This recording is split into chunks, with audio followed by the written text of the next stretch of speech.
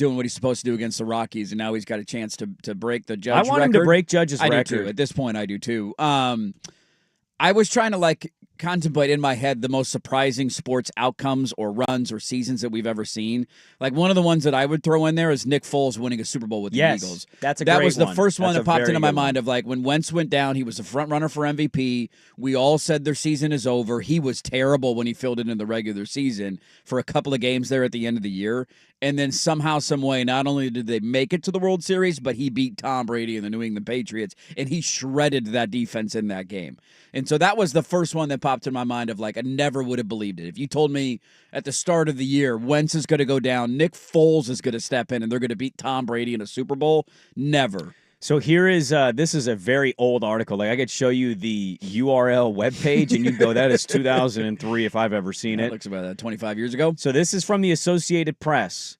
This is an old-ass ESPN2 page, like an ESPN. What was their other page? The Page 2? I think Page 2. That sounds right, yeah. The Anaheim Angels in 2002 opened at 75-1 to win the World Series. The Giants, for reference sake, were 7-1. Oh, they were a loaded team. They were a loaded wagon. They went all in with a bunch of older guys that came on that roster. So I think this has to be Angels 75-1 going into 0-2. It has to be rivaling. Is that the most out of nowhere World Series champion that we've had?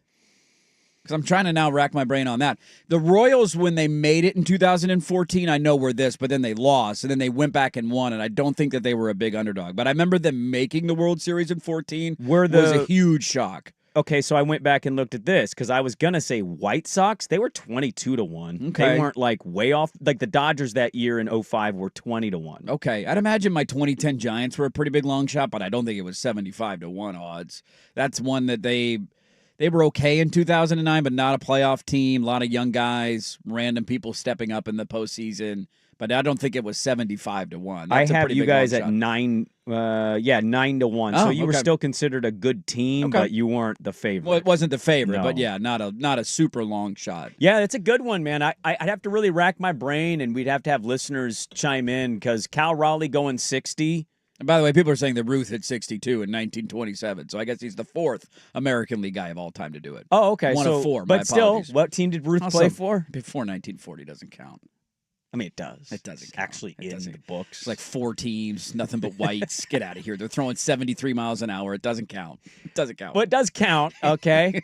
Despite what you say. Make me the commissioner, strike the history. Pre-1940, nothing counts. A bitter Thursday for you, I see. When did we integrate the game? That's when we can start counting numbers. How about that? When did Jackie Robinson break through? Babe Ruth counts. It's there. It counts. You don't have to say it's your favorite, but it counts. Fat, alcoholic ass. The point still stands. He's the first non-Yankee to do it, right? That's what's remarkable about it. As down and out and cursed and low as Mariner fans have felt in their lives, that's a pretty cool little feather in the cap to say, hey, the only non-Yankee to do it, our guy. It also, there's also that terrifying feeling. Somebody mentioned the Marlins in 03, by the way. Well, 40-1 preseason odds. That's a pretty good one. That's a pretty good one. Because that was a younger team. The 97 Marlins team was actually really loaded with experience. Yes. The 03 Marlins one is a great one because they had to come back against the Red Hot Cubbies. Yes. And then they had to beat the Yankees, which is just insane if you comp payrolls at that point. Oh, it's not even close. And they did it. They had a closeout game in Yankee Stadium. Yeah, I'm trying to look. The 87 Twins were 50-1. I'm trying to find the biggest long shots ever. There's some way back in the day. So that Angels 02 one is pretty high up there then. Yeah, now this one that I just Googled said that Marlins team began the year 75-1. So I'm reading different numbers. The 03 Marlins very team? helpful Google AI, as they always are. Don't trust Google AI. You got to scroll down to find some websites. Hey, the 1914 Boston Miracle Braves were a long shot. Oh, yeah, Is that the biggest long shot we've ever seen? I can't remember what I was going to. Oh, the fear that I would have now is that if they're in line to get a break, and I don't know if you guys feel this way about your baseball teams because the postseason format has only existed for so long, and I'm pretty sure last year the Dodgers had the first round bye and the Yankees did too, if I'm not wrong. But I don't know what it is about that sport in a layoff that I'm always scared about a layoff. I want to talk about you that. are riding a heater to game 162. Every positive mojo. It's a full week layoff. It's a full week That's layoff. what I'm saying. And everybody else other than one team is playing, and then you got to go play a team who's coming in hot that just won a series. At least feeling good about themselves. Feeling good. Yeah. They've got a little bit of postseason experience. Like I don't know what it is about that sport more than others. Like college football is just stupid because they give you a month off, and that doesn't make any sense. But the NFL, it's like it's 1 week. And then you go play. And it's like that's the kind of sport where you relish the opportunity to get healthy. I don't feel that way about baseball. Well, we got the Magic Hat at 6:30. I want to carry this over. I legitimately want to talk about this. Let's talk this out. A great historic night yesterday up in Seattle as Cal Raleigh goes for 60 and the Mariners win their first divisional crown since 2001. So we'll start there. We got a lot of college football to get into. Jake Butt, 7 a.m., Josh Pate at 7:40, Dane Brugler at 8:30 today for a NFL draft talent evaluation of Oregon Penn State. Oh, okay. He wrote a piece on it, all Love the players going into the draft to watch this weekend. So it's a loaded show, a lot to get to. Our big PP picks as well. We'll come back with the Are you nervous about a layoff and how remarkable it is? Dirt and Sprague on 105.1 The Fan.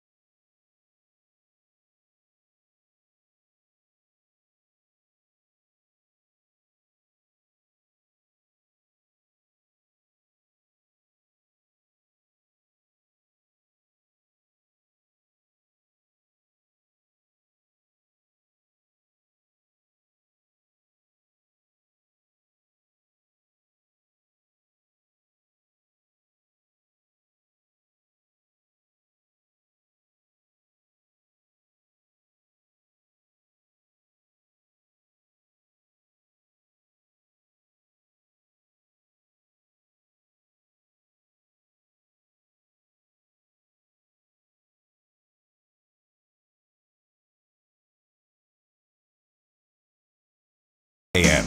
Well, it's a loaded Thursday program. And we'll get to the Magic Hat coming up here at the bottom of the hour as we do every Thursday. We are good on YouTube. So good job, Jason Swigard. Well done. Guy's doing 8,000 jobs over there. If it cuts back out, I told him I don't want you... Because he gets himself hot and bothered. I mean, yeah, and we don't have the answers. No. I don't know if you know this, but Jason Swigard is not an engineer. Not an IT guy. He's not an IT guy. It's not one of the hats he's supposed to wear. So I want this to be a very honest conversation and not something that feels like we're poking and needling with, because this is all an honest thing that we've talked about often on the air. Yeah. Sometimes in sports, layoffs are interesting. Yes, they can be. Now, I think you're right. In football, I want my team to have the bye. I know people still throw this same thing in football out, but I'd rather my team, especially my team, my God, my team, to be healthy. Right. Yeah. I think the bye in the NFL more ties into the debate about if it's locked up going into the last week of the regular season. Do you play guys? Do you sit guys? And then if you don't play guys, is it a 2-week layoff? Is that too long of a layoff? That's more the tie in the NFL. And in the NFL, every team has a bye. They know how to manage the week off, and it's only 1 week. That's a very good point. Well, they got multiple buys now, and then you're right. They know how to manage it. And I would add, I believe the history of that sport suggests that the team with the bye more likely than not ends up winning anyway. Yeah, I mean, I would just guess that. Team. Right, the number one seed advances. When did they go to the often. 14-team? It was a couple years ago. Couple years ago. But even in the 6 teams on each conference thing, like, you still had upsets, certainly. Yeah. But those bye teams are usually juggernauts. The Mariners are in an interesting position. It's one of the best mornings I think Mariner fan has had in their lives of just waking up. Doubt. Division crown, 60 homers. There may not be a drop of champagne left in downtown Seattle. No. Between... Not at all. I mean, you want to take a listen? Do I have the J.P. Crawford that I dumped into the... Oh, yeah. Hang on. Let me move it over for you. Because J.P. Crawford was quite literally on camera, dropping to his knees, opening his mouth as his teammates poured champagne, Chris Bosh style. Yeah, that's how you got to do it, man. Shower me, baby. Here was J.P. Crawford last night. It is a 4-second cut to tell you all you need to know about their party in the locker room. We're not done yet. We got a World Series to go get, but until then, we can celebrate tonight. And then he dropped to his knees, and the champagne was poured down his throat. Ooh, feeling good. I'm just asking sincerely, and Mariner fans probably going to say, I was already there, Sprague. Yeah, I mean, I think you're nervous anyways because you know your history going into the playoffs. It's a great morning for you. I'm always going to be nervous baseball guy if my team is really good and I have to take a week off to wait. And they right now are projected to play the winner between the Red Sox I had that backwards. Yankees. That's my fault. They would play the Guardians-Tigers winner. Look, okay. That's my fault. You've been dealt 9 hands. I'm forgiving you. Thank you. I feel like you've had 2 straight days of doing this. I was kind of getting excited about an MVP debate in the divisional round of the playoffs with Judge coming to town for a 5-game series. That would be potentially in the ALCS. That would be a great ALCS. So they would play the Guardians-Tigers. Talk about a hot team that would scare the hell out of you right now. So what the Guardians are doing, just butting their way to a I win. want nothing with them right now. I know that they don't have the same amount of talent as basically everybody else in the playoffs. I want nothing to do with that team right now. But I just want to, I'd be nervous. I think that's the way baseball always makes everybody nervous because you just don't really know. But when you're playing great baseball, you just want to keep going. You don't want to take a week off. It's a long time. Now, how long is Wu out for? Is that a guy who, if you get the bye week, is that huge for him? Because that would be the only thing. That's helpful to him. I don't know if they think it's something that they just need some time and rehab. I saw that and I was like, oh, Wu's missing a start. I know he got banged up. I don't think they're week. overly concerned about it. No, I don't think they are either, but I didn't know if you gave him an extra week at the end of the regular season, how much fresher is he going into that? Right. Yeah, I don't know if they plan to get him some work at some point here against the Dodgers to end the season. Look, there's no rhyme or reason in baseball playoffs, right? So we can throw out something to be scared of, but there's been teams that I'm pretty sure, again, I think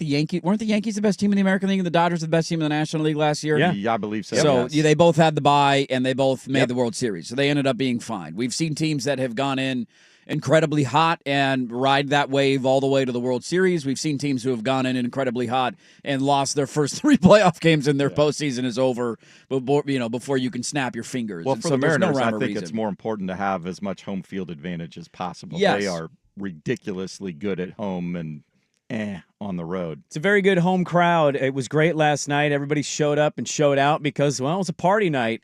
Did you see, this goes back to an old conversation from about a week, maybe 2 weeks ago. I've lost track at this point. The guy that caught the 60th home run handed the ball to a kid. To a kid? Nice. Just handed it to him. Really? Yep. That's badass, dude. Good for that didn't guy. even hesitate. Caught it, saw it was cool, celebrated, Did and he then just turned and handed realize- it to a kid. Did he realize it was number 60? Everybody in that building Who knew did it Had was to number have, 60. right? Yeah. Well, I didn't know. Like, didn't? when you go on playoff runs, just be like, you get the people who Dude. show up because it's a night out and a good time and don't know anything about baseball. That guy could know nothing about the Everybody standing in that building knew that was for 60. Because that's the only, like, that one has to fetch you something. Hitting 60, the fourth player ever to do it, the first non-Yankee to do it. Like, Raleigh's going to want that ball, and you're going to get something sweet out of that, I'd imagine, right? So, If you're Cal kudos to Raleigh, him. what are you offering a child for the 60th home run? Dude, he got signed jersey, signed bat, and you want the pair of cleats. Locker room tour? Yeah, you want A to come meet hang and out in the greet, locker room? playoff You want, tickets. You I want to want come pound playoff some tickets. champagne with us in the locker room for a little bit? Come on, buddy. You want a really hot take? I'd give that kid 10 G's. You want a rack? Yeah, here you go. Go put this in a savings I'll account, give you kiddo. everything you ask Touch for. it in 10 years. Put some interest on this bad boy. You'll be good. That's a pretty cool moment, though. Dude, that's an incredible moment, an Yeah. incredible gesture by that Dumper's fan. parents were there and watching the game in person. They kept cutting to his Aren't parents. they always there? His dad pitched to him in the home run derby. I don't know. Are He they? had pretty supportive Do they parents. live there? Do they I live don't in think Seattle? No, I don't Oh. think so. I have no idea. I don't know. I can't watch Mariners games. I don't have Well, root. this goes back to when people were chiming in on this. I would give it to a kid unless it was. Yeah, and I'm then not they giving would- that ball to a kid.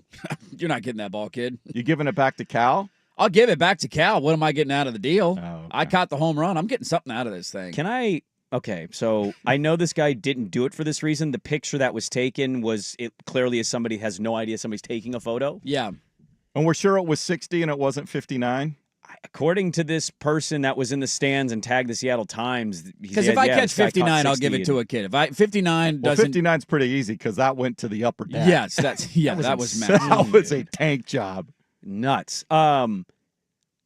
Man, you build a lot of good PR with that move. This is almost. I'm wondering now. Not in that my guys head, did it for PR, but if Yeah. you did that and everybody saw you do it, This is the Larry David anonymous, not anonymous thing. Yes. It almost feels like he's doing it for the PR. but see, we shouldn't go Look there. at me. I We have the shouldn't do 60th that. home run. Child, I'm giving this to you. What? Oh, what a great gesture on my part. My name is Bob, and if you'd like to give me playoff tickets, here's my address. Titanic guy. I'm giving it to a child. The child has it now. The child has the ball.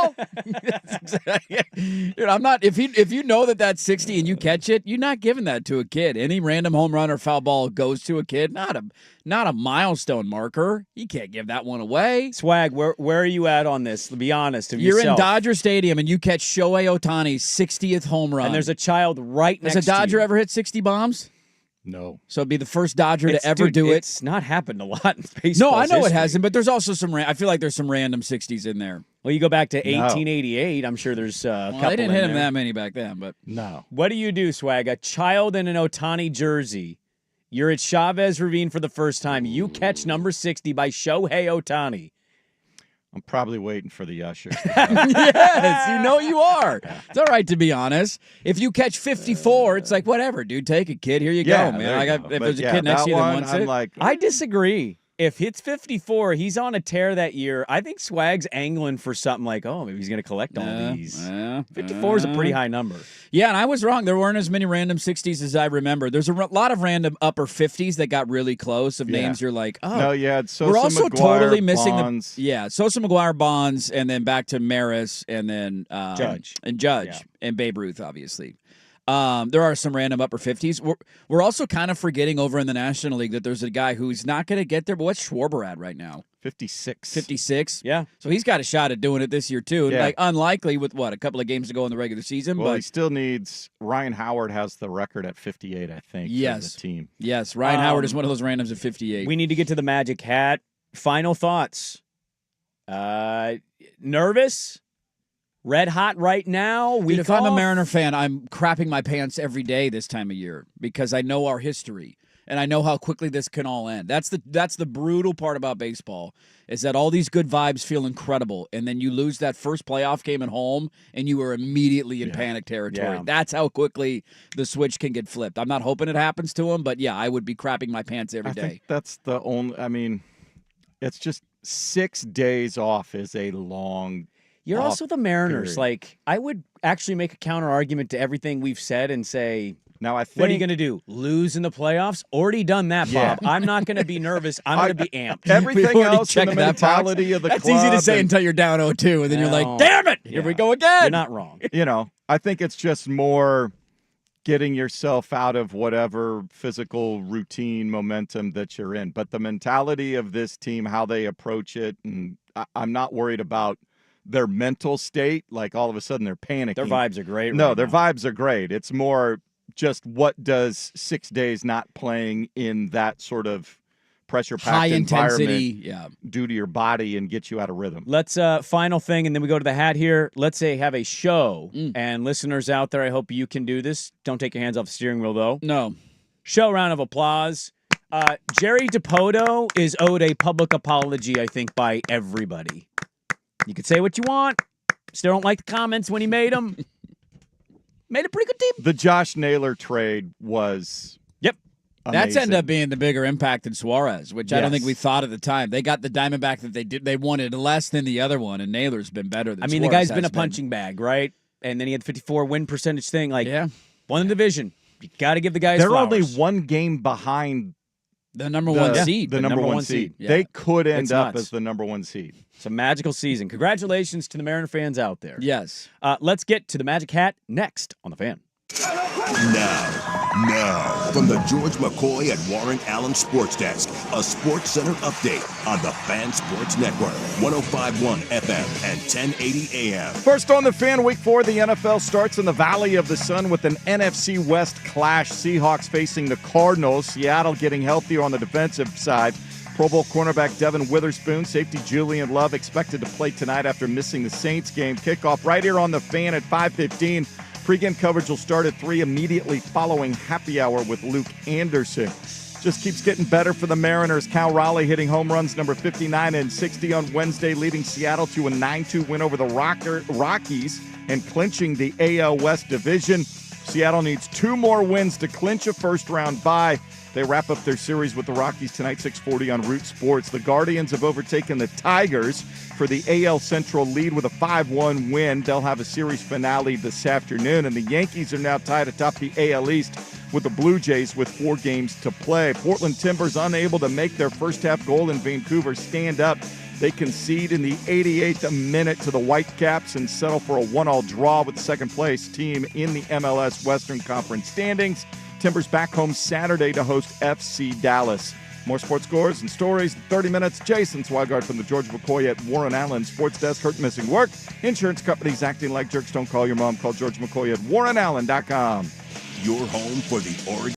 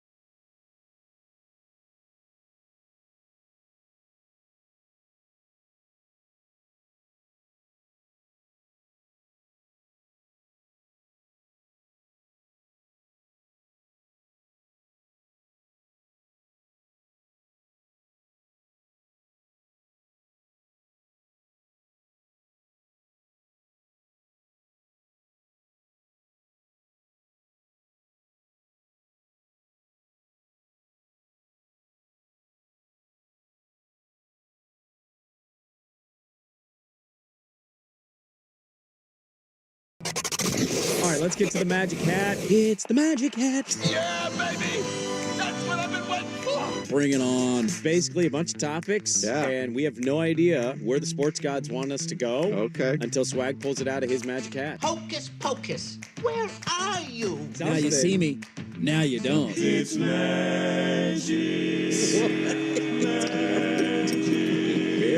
It's simply what it is. It's magic. We don't know what's going to come out of this hat. Where is that rabbit? Abracadabra. MFers, let's do the Magic Hat. The only thing this hat's good for is the trash can. All right, Magic Hat time here, Thursday, 6:30. Bunch of topics in the old Swigard Magic Hat. He pulls them, we talk about them. Let's get it going. What's our first one there? Jason T. Swigard. All right, let's see what we got. You wrote small today. Yeah. What's up with Princess Fiona? Oh, man, yeah. I wanted to get to this last week, and I didn't get to it.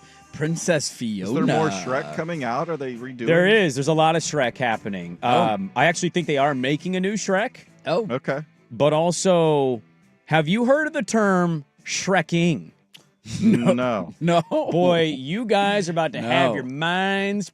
Is this something that's okay to Google on a work computer? Yeah. Okay. Yeah. So Shreking, for those not up to date on what's happening in the singles dating lives, which you're married, I'm married. Yes. It is a social media trend that advises single people to date somebody they aren't attracted to in hopes that they'll be treated better than they've ever been treated. Date an ugly because the ugly will treat you better than the hot. They'll be nice to you. They need you. So this is actually... They'll take care of you. It's becoming a real thing, and the unfortunate part of this Shreking that's happening is there are couples being photographed, and they're just being posted to the internet of, another Shreking, and it's a super hot woman with a very middle-of-the-road to ugly-looking guy, and that poor bastard's being called Shrek. Oh. And so Shreking in the dating world is a real thing that's become. Now, you can counter and say, it sounds kind of like gold digging, but it's not always the case. There's a lot of people who are just settling for middle-income gentlemen who are not the most attractive guys, but they treat women the best. Right, they're not going to cheat on you. They're not going to be a deed to you. It's people out kicking their coverage, but also it's women saying, you know what, I'm done. It's not just based because they're loaded or... No. Yeah, that's a different, that's different, which we all understand why that happens from time to time. They're basically dating down because they're just tired of being treated a certain way, so it's a good thing, and also... These poor bastards are being called Shreks. I mean, you call me a Shrek all you want. I'd be fine with that. Who's the gal in Only Murders in the Building? What's her name Selena again? Gomez. Selena Gomez has to be one of these, right? Somebody. I don't know who her husband or fiance or whatever he Benny is. Blanco. He is a super record producer. He's got a lot of jam hits that if I played him, you go, he did that hit. But that, in terms of like look, that is 100% a Shreking. Now, there's some money and music industry stuff involved there. Yeah, that's some industry power. But go pull him. Have you seen what he looks like? No. Oh, Google Benny Blanco. And that's who's marrying Selena Gomez. But, to be fair, she's also super loaded and powerful. So it's right. not She doesn't need the gold digging side of it. She genuinely has been interviewed because people have noted them as a Shreking couple. Like, and how is this possible? She's like, he makes me laugh and he makes me feel good as a person. Yeah. And everybody's like, oh, I feel bad now. But I feel like that's maybe something like they've interacted before within the industry and they had... Well, do you want a dirty little secret on that relationship? Oh, what do you got? Because You got the inside deets on Selena Gomez? I got celebrity gossip. Oh, okay. You reading Us Weekly? So, did you read that Bill Belichick piece yesterday? Is that how you found this out? Benny Blanco, super record producer, produced many a jams of one, Justin Bieber. Oh. Best buds with Justin Bieber. Who dated Justin Bieber? There you go. 2 different times. Okay. For very lengthy times. I'm assuming Selena Gomez did? Selena Gomez. So maybe, Benny was shoulder to cry on when... He was kind of around. Yeah, well, he was around there. it. I don't know if he was the shoulder, but Bieber's married now to the Baldwin, and so Blanco and Gomez. How about that? All right. Hey, you know what? Good for the uglies. He also we deserve something to happen. Good for the uglies out there. He doesn't fly, by the way. Whenever he goes to Europe, he goes by boat. What? He is deathly afraid of flying. Wow. He's talked about it. The modern-day John Madden. He's got to take a boat to Europe. All right. Okay, next up. Would this break you? Yeah, Look, we all have times, I think, on the golf course. The Ryder Cup tees off tomorrow. Yes. Very excited. I don't know if you guys saw this. I'd be Very stunned nervous if you for didn't. the American squad. They're the favorite. I don't know how. Okay. That being said, home soil. That's it. Usually we get to a point at a golf course where we scoop up and we say, mark it down 8, dude. Yeah. John Daly on the Senior Champions Tour I saw that. recorded a 19. I saw this. Wow. I actually think he actually had a decent round outside of that one hole, too. Like, I think he played pretty good. I don't care about the rest of the round. Went tin cup. So he swung, opening tee shot, went a little off the fairway. So you're like, how did that happen? The next shot, hazard. The next shot, hazard. He couldn't clear water. Eventually he cleared water. By the time he did this with drops included, a 19. All right. Does a 19 break you? Not if you're John Daly. For me, yes. And I would never allow myself to get to a 19 unless I'm playing in competition and you have to actually count it. But if I'm playing with friends and buddies, dude, if I hit 3 straight balls in a hazard, I'm picking up. Mark me down for a 10. I'm going to the next hole. Aren't you laying up at some point or doing something different? I think he tried and it didn't work. That one didn't work either. And then he chunked the chip in there. He kept chunking. It's funny on that note, one of the stories that Scotty Scheffler tells all the time about his mindset on the golf course is a note about Tiger Woods, who the year after he won the Masters in 2019, the next one was the COVID Masters in 2020. Remember, they played in November.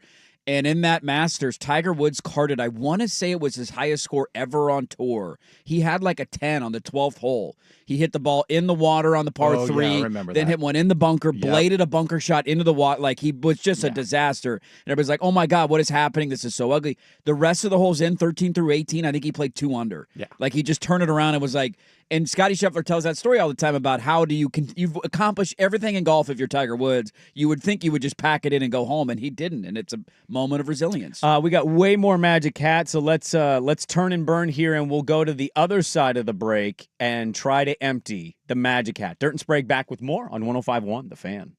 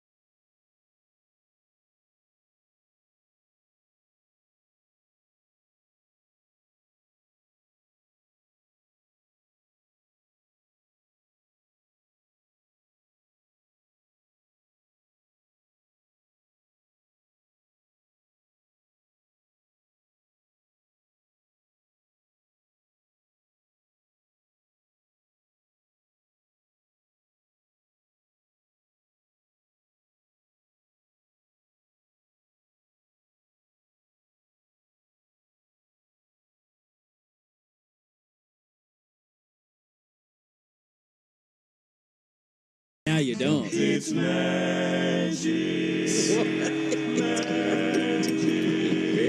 The only thing this hat's good for is the trash can. We got Jake Butt coming up. Big Ten.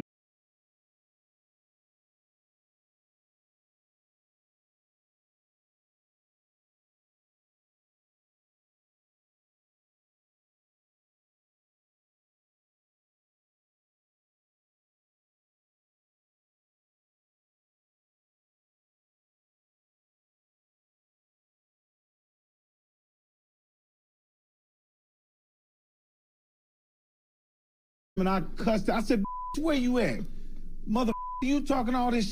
Man, what city you in?" And he was talking, ba ba ba ba ba ba ba ba ba.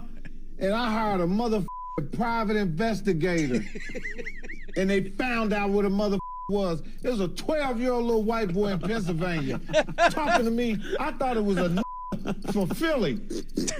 He said he was from Philly. It was a 12-year-old little white boy in Pennsylvania.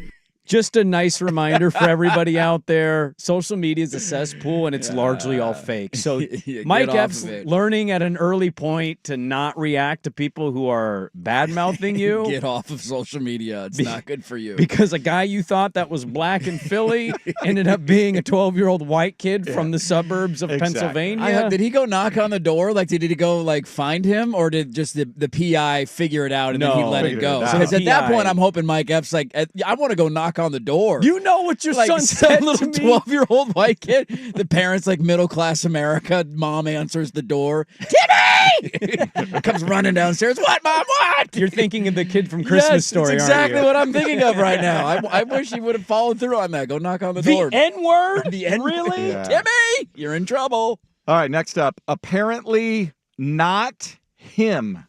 Yeah, dude. I'm not shocked at the development, but that Jordan Peele movie is shoved down our throats for 2 weeks on every other commercial break. That Him movie. Yes. It With the Wayans, isn't there bombed Wayans? Bad, huh? worst Jordan Peele movie debut of all time. This is his biggest first flop, right? Hasn't everything else he's done been pretty good? I haven't seen them all, but He's had a couple that like are liked but haven't done as well as others. Like Get Out is I think Get the Out is biggest great. one. And then what was the one where you had like your evil twin living in an underworld? What movie was that? You talking about the one with like the copycat family? Yes. I forget the name of that one. That was a good scary movie, That though. one did well. That was solid. Nope did okay. Yeah, the Alien movie. This one just, I don't know, man. Like I just saw the preview and I'm like, it's too all over the place, and I'm not even interested. Like, you sold your soul to be a pro athlete. It's some Illuminati stuff. It's Okay. just like, You're trying. I felt like you're trying too hard. But maybe it's a good movie. Maybe I'll watch it and go, hey, it's better than I thought it was. But it bombed at the box office. Every John Daly's got a card of 19 every now and then. Let's get back on the horse and keep riding, okay? He's the John Daly. I mean, I'm just saying, everybody's got a bad day. Everybody's going to have a bad day at work. It's going to happen to all of us. Did you guys have any remote interest in seeing that Zero movie? at all. Zero. No. None at all. It just looked way That's too not much. I'm not a movie guy really to begin with either, but that one just not really up my alley. I have liked all the ones of his that I have seen so far, though. Can we earn it first, please? We won't get to this topic. And by the way, today is a reminder, Rudy Gobert days away from the Portland Trail Blazers tipping off their season. It's him or Casey Jones, and he's got more personal accolades than Casey Jones. Got depoys right there, man. Casey Jones, Hall of Fame, 8-time NBA champion. I though. know. But yeah, NBA depoys. champion coach. Yeah. ESPN did their top 100 NBA players rankings. Yeah. And Denny is 66, Tumani is 78, only two Blazers on the list. Where did Anthony Simon show up? Wasn't on there. Oh, what? No. No way. Wasn't on there. Are you sure about that? I think he's going to be a good basketball player. Is there any reason a rookie who has not played a single minute should be in the top 100 list yet? Can Cooper Flagg please play a second? Can you tell me who 90 through 100 is? Yeah, give me a second here. I'll Okay. pull it back up. I'm curious those names because I agree with it on principle, but I don't know if I can name you 100 NBA players. I mean, I'm is, sure it I not, is it could. not ridiculous? It is. He's never played a down. He's never played a second in the NBA. This is you're taking my Chris Peters, although he at least had been a coach, but I remember when he joined RJ Washington. Barrett is 100. Okay. Stephon Castle, the reigning rookie of the year, 99. Yeah. Walker Kessler, 98. Okay. Fast PP, 97. Nickeil Alexander-Walker is 96, which Peyton Pritchard's better than Nickeil Alexander-Walker. Yeah, that's PJ one. Washington, 95, his teammate. Devin Vassell, 94. Okay. Jakob Pertl, 93. Mitchell Robinson. Drew Holiday. I forgot Drew He's, Holiday. he's better than Jakob Pertl, right? No, he is. But, like, also... I see your point. Shouldn't you play a second before being on a list like this? I see your point. Hey, we got 3. Look at us. I forgot about Drew Holiday. I honestly, until you said that, kind of forgot Drew Holiday was on the Blazers. That's one of those, like, blind spots. I'm like, oh, that's right. He's here. I totally forgot that he's on the roster. Where did I see him yesterday? He wasn't, like, 89th.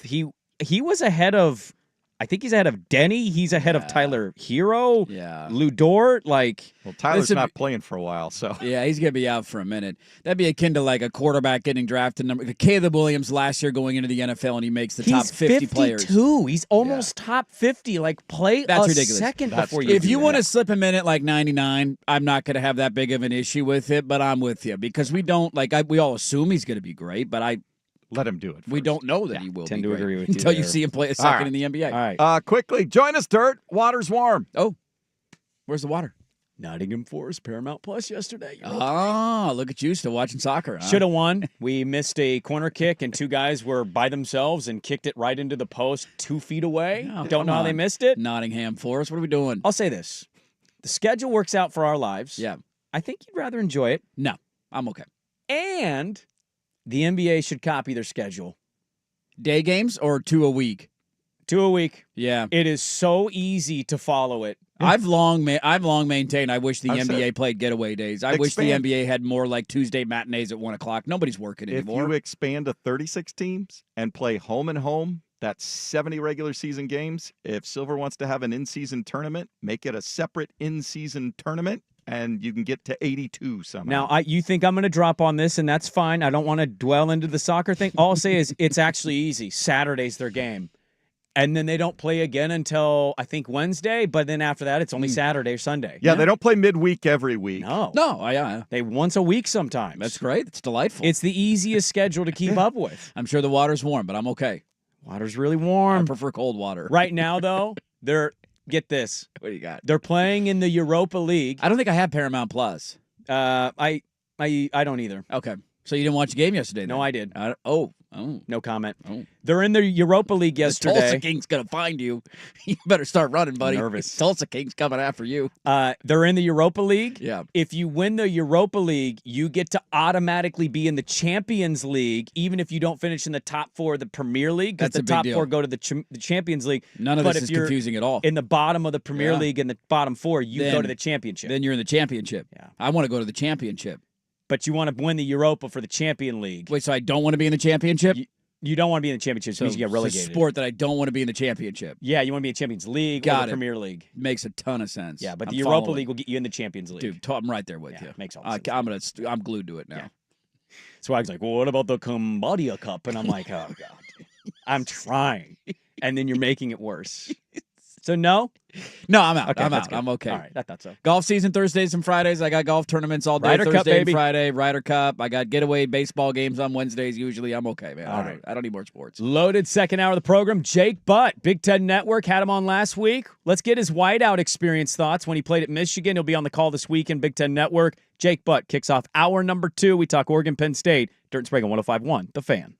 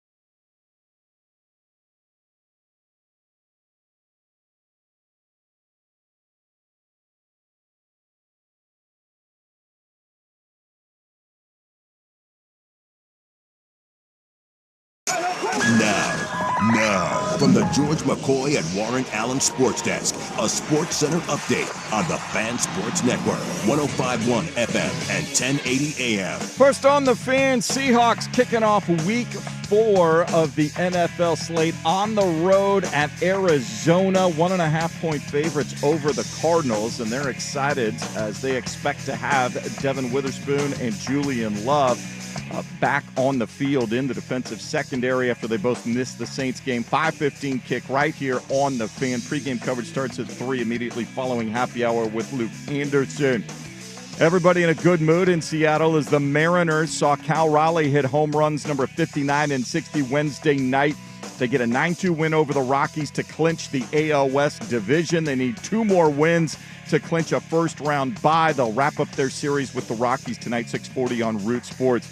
Timbers had a 1-0 lead most of the second half in Vancouver, but conceded in the 88th minute to the Whitecaps. They'll settle for a 1-1 draw.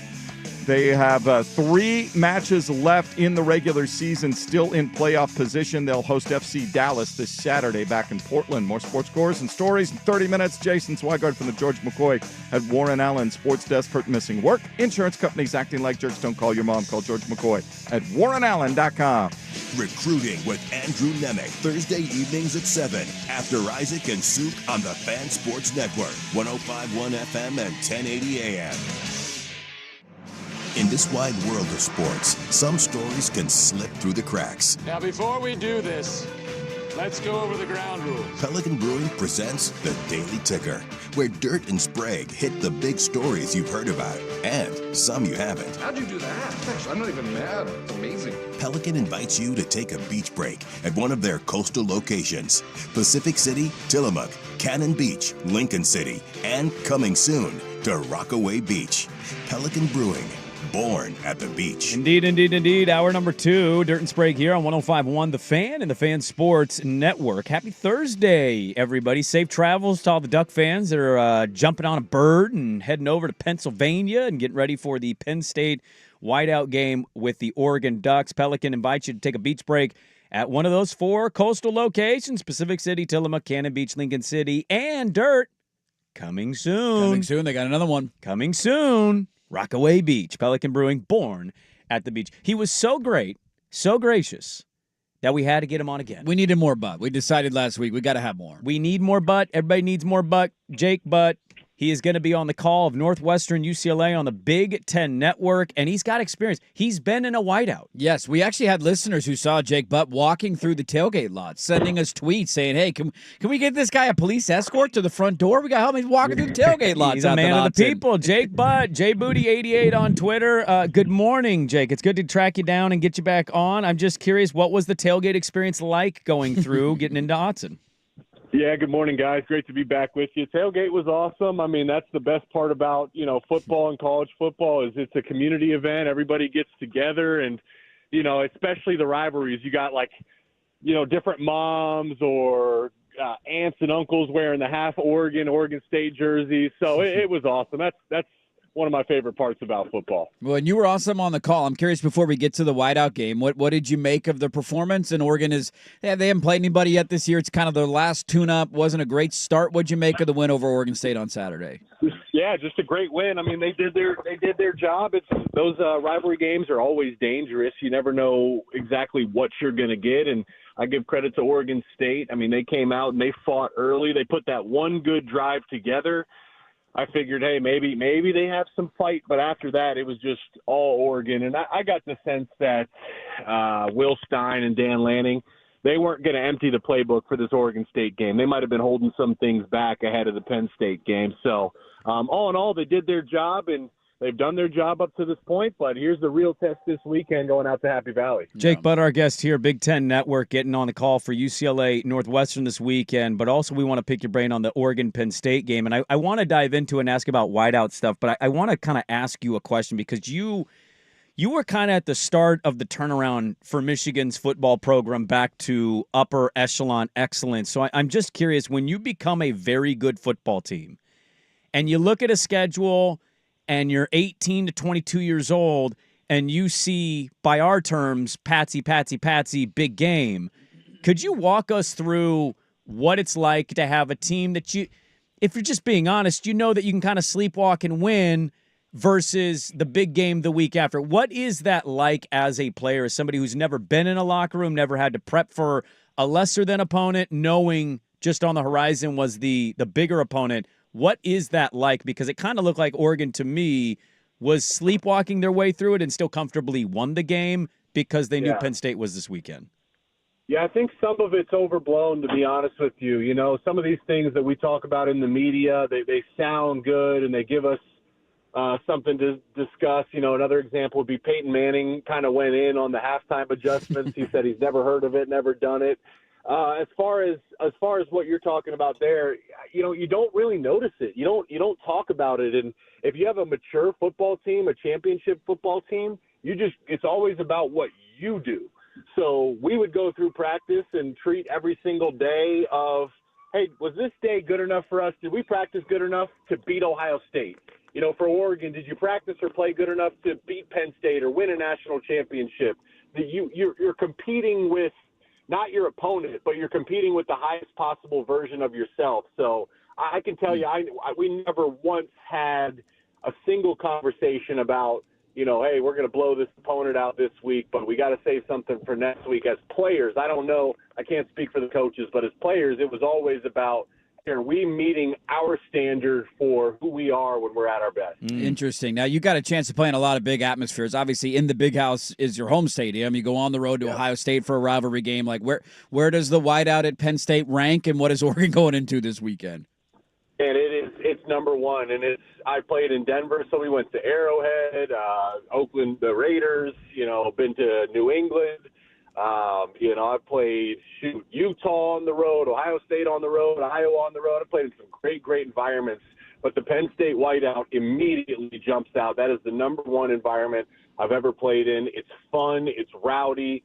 That is their identity too. Like Penn State, those fans get up and get out for this game. And I don't know if you guys ever been to Happy Valley, but getting to camp, there is nothing. It is just nature and trees, and you're just driving down the highway. You're wondering, where the heck am I? And then all of a sudden, here's a college campus. So there's literally nothing else to do within like an hour radius of campus, which means everybody that, you know, cares or is even aware of the football game, that's what they're doing on Saturday night. They're going to cheer on their team and be a part of the environment. And from my right shoulder to my left shoulder, a foot, you wouldn't be able to have a conversation. Like if I'm trying as a tight end, when I was trying to talk to my tackle saying, hey, here comes the pressure outside. Look, the nickel's coming. Doesn't matter. Can't hear you. So the communication is that there is no possible communication. You cannot hear anything down on the field. Apologies for not looking this up. Did you guys win at the whiteout game? We lost my freshman year. It was 2013, triple overtime. It was a great game. That's when Christian Hackenberg hit Allen Robinson on back-to-back Hail Marys to send it into overtime. Right. But then in 2015, we beat them pretty handily. But that was an afternoon whiteout.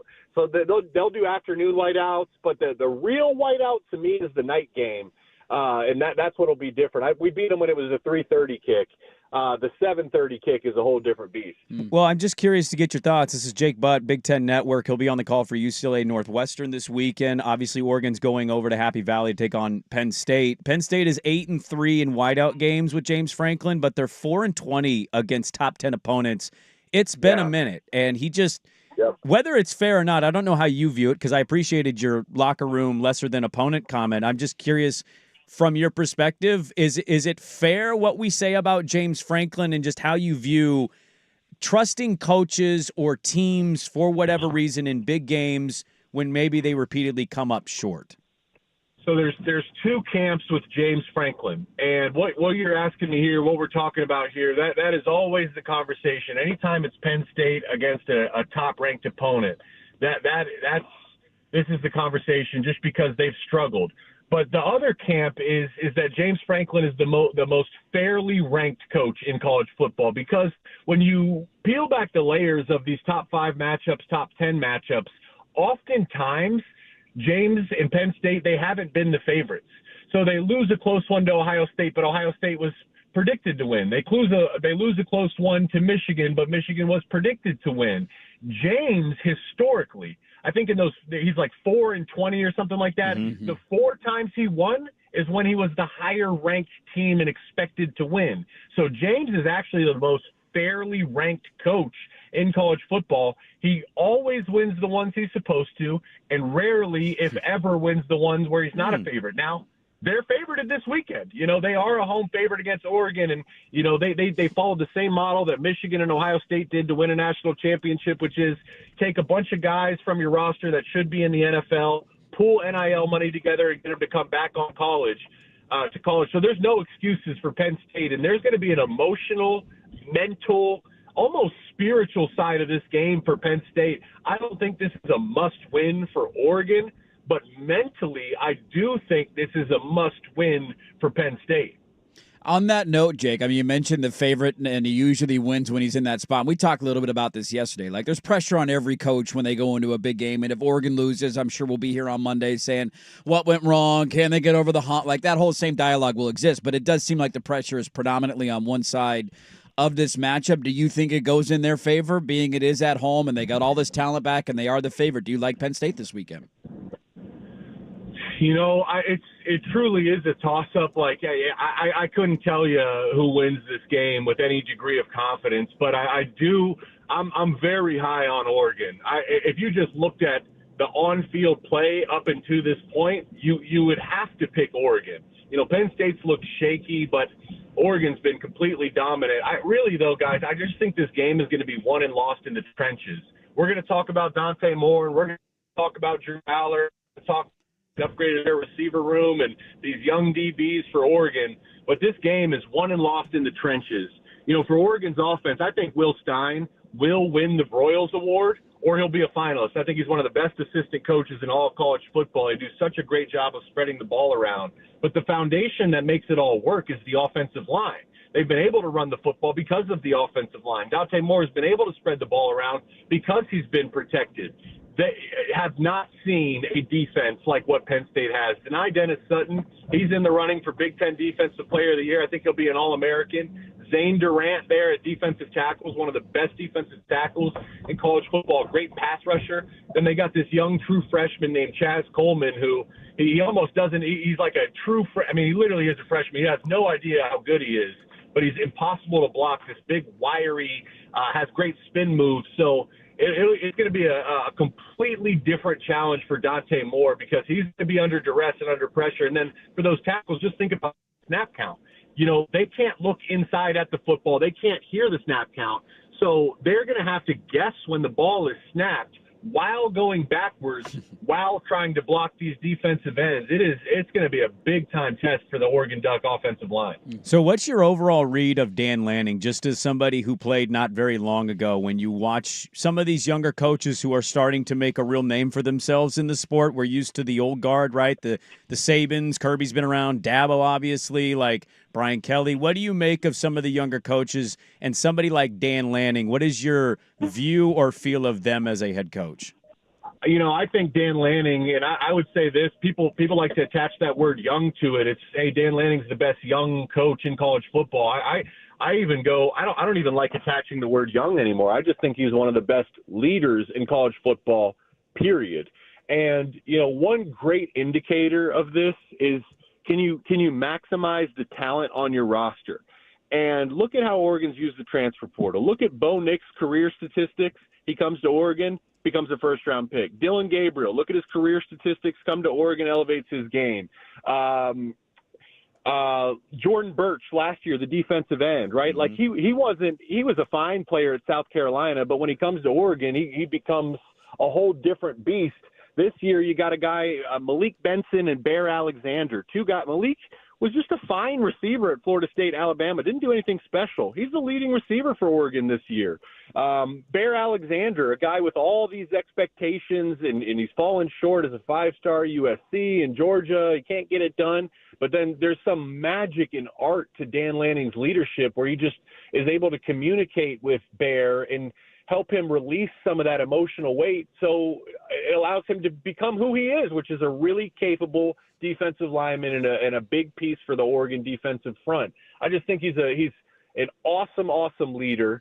He's a master motivator. What they did to Oklahoma State this year was a masterclass in mental motivation for your team. I've said this a few times now. I believe if Dan Lanning's the head coach at Oregon, it's a matter of time before Oregon wins a national championship. It's not an if, it's a when. I don't know if it'll be this year, next year, 5 years, or 10 years. Oregon will win a national championship with Dan Lanning as the head coach. I knew I loved you, Jake Butt. I knew I loved you all along. This is why you're my favorite. No, I know we're against it. We got to go, but I'm curious to ask you. It's not just Oregon Penn State this weekend in the Big Ten, and I don't want to overlook the game that you're on the call for, Northwestern UCLA. But we got USC going on the road to Illinois. Illinois got stuffed in a locker. What the hell happened there? What do you make of that game? Is there an upset brewing in Seattle? And where are you at on maybe the hangover of Indiana's big win now going on the road to Iowa? Man, yeah, I'm glad you said there's some great games this weekend. I do think Washington, Ohio State, very dangerous. Washington hasn't lost at home since 2021, and we've seen the trend of young quarterbacks have struggled in their first road test. So Julian Sand is a true freshman going all the way out to the Pacific Northwest. That's going to be interesting. And Matt Patricia, Ohio State's defensive play caller, he respects DeMond Williams, said he reminds him of Kyler Murray. What do they do to keep him in the pocket and not allow him to kill you with his legs? If they can shore him up, I think Ohio State wins. But I would say that's upset alert. And then Illinois USC. Illinois was like the talk of the offseason, guys. Like we thought coming off a 10-win year and all their experience that this was going to be a special season. Here's the big issue. Indiana picked them apart in the secondary. They run a ton of pressure and they run a ton of man-to-man. They blitz and play man-to-man. Well, the issue is USC can abuse man-to-man coverage with Maava and Lemon and all those weapons. They have to adjust their game plan. They cannot just blitz and play man-to-man against the Trojans, or the Trojans might put up 60 on them. And then on the flip side, for Illinois' offense, Altmaier has been under duress for the past 2 or 3 years. They're one of the most pressured and most sacked offenses in college football. Well, USC actually this year, they've been generating a ton of pressure and a ton of sacks. So this, from a matchup standpoint, this is a very dangerous game for Illinois. There needs to be some adjustments by Bielema and Aaron Henry. And then Indiana, listen, I lost as the number 2 team. We were undefeated on the road going to play in Kinnick Stadium, a game we should have never lost. But magic, it's one of those places similar to Washington where, like, magic happens. The issue is Cignetti is the type of coach, he has his team ready. Like, he is committed to sending a message. Remember when they just curb stomped Nebraska last year? Just absolutely. Right. That's what I'm expecting to see this week. I just think Cignetti, he leans into the fact that people continue to doubt his program, and they show up ready to play. Dude, you're really good at this. I don't know if anybody's told you, but you're really good at this. I appreciate it, yeah. It's great hanging out with you guys. No, Anytime. dude, we love having you on. I don't know if we'll have you on again next week, but we'd love to catch up with you as soon as we possibly can. Have a great call, UCLA Northwestern. I'm not personally particularly interested in the game, but you're really good on the broadcast, so I will tune over to hear what you're saying about the two teams. Thank you for hopping on. Thank you. I'm glad you had safe travels. Have a good call, and we'll catch up soon. All right, thank you. Sounds good. All right, there we go. Good stuff. Jake Butt, man. Man, he's good. It's a really good slate in the Big Ten this weekend. There's been a lot of down weekends. This might be one of the best college football weekends we've seen in a long time, and a lot of very intriguing matchups in the conference outside of just Oregon and Penn State, obviously, on Saturday night. It's not an if, it's a win. Dan Lanning will win a national championship at Oregon. That is from Jake Butt, and I will carry that over to something we brought up yesterday that I want to talk about on the other side, and I have Lanning audio. Dirt and Sprague, back with more on 105.1 The Fan.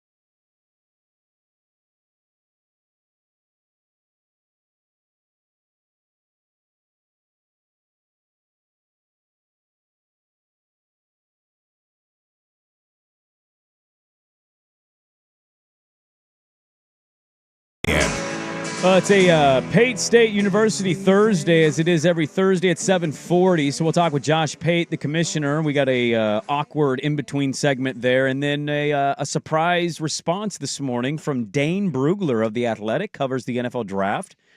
Wrote a good piece. This weekend's got a lot of NFL talent in that whiteout game. There's going to be a lot of NFL scouts there. He'll hop on at 8:30. We got our big PP picks to make. Yes, we do. Updated records on those, points against the spread. So a couple clips I pulled of Dan Lanning. Yes, the Danimal talked not very long yesterday.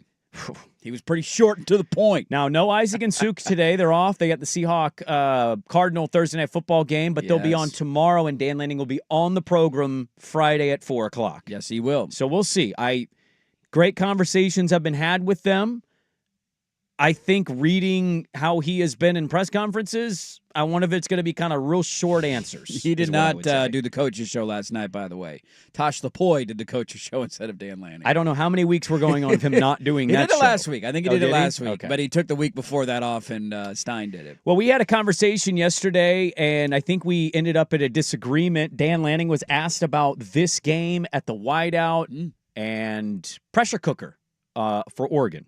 Well, we said before, pressure is a privilege, right? And you come to Oregon to play in games like this, right? There's always pressure, right, for us every single time we step out there. But this is certainly a unique one. But that's what you're excited about. And I think that's it's a short answer, but I think it's important to note, like, this guy's not going into Happy Valley with the expectation of like, shucks, it's okay to lose this game. And I know you weren't suggesting that. Of course not. But I want to ask, if this game was being played in Eugene this weekend instead of Happy Valley, would that pressure percentage that you give? I think it would be more. I think it'd be more even for sure if it was at Autzen Stadium or even. I just think fundamentally though, like you have a guy. And when did James Franklin start at Penn State? 2014. Sure. I mean, he's been there for a long time. I think 2014 was his first year. Yeah. He has 4 wins all time against teams ranked in the top 10. Well, what did you think of Jake Butt's response to that? The 4 times he's been favored, he's not wrong. Won. He's not wrong, but people would say, why have you never gotten to the point where you've been favored in any of these games? You got resources, you're recruiting at a high level. Like, that's another part of it where, like, yeah, you're losing the games as a dog and winning the games as a favorite. Why have you not been able to, in 12 years, break through and be a favorite more times against Ohio State and Michigan, who are predominantly the teams that have beaten them? I'm not saying that if Oregon loses this game by 14, we're not going to come in on Monday and be like, hey, what the hell happened? Where does the rest of the season go? Like, of course that will be the takeaway. I also think, like, he is such a unique coach. He was almost booed off his own field at home last year when they lost to Ohio State without giving up an offensive touchdown, if I'm not wrong. Didn't they throw a pick six, and that's the way that they lost the game? It was ugly, low scoring. Yeah. Fans were yelling at him. Like, the 2 big teams that he played, or 3 big teams that he played last year were Ohio State, Oregon, and Notre Dame, and he lost all 3 of them. And so I know this narrative exists out here of Lanning hasn't won a title. Like, I was yelling in my car yesterday listening to Patrick and Danny saying, well, what big game has Dan Lanning won? What big game has Dan Lanning won? Does a conference championship not matter anymore?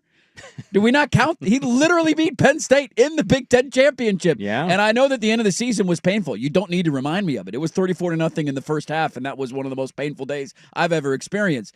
They won the Big Ten last year, beating this James Franklin team. So I just think this is a Penn State team that went all in for this year. And Oregon, I think, is maybe going to end up having a great year. We'll see. But they didn't come into the season with the expectations that Penn State did. They didn't, but I think it quickly changed. Sure. You might not be wrong on that. And I would counter and say you're not wrong on Penn State. We probably do agree that the pressure is it's more tilted Franklin. Like, he hasn't beat a top 5 team in almost a decade. Dan Lanning beat 2 of them last year. What was the number we said yesterday? 2-17 against, is it top 10 Big Ten teams or whatever it was? It's not good. Whatever record you want to throw out, it's not a good record. But this was where maybe we disagreed at.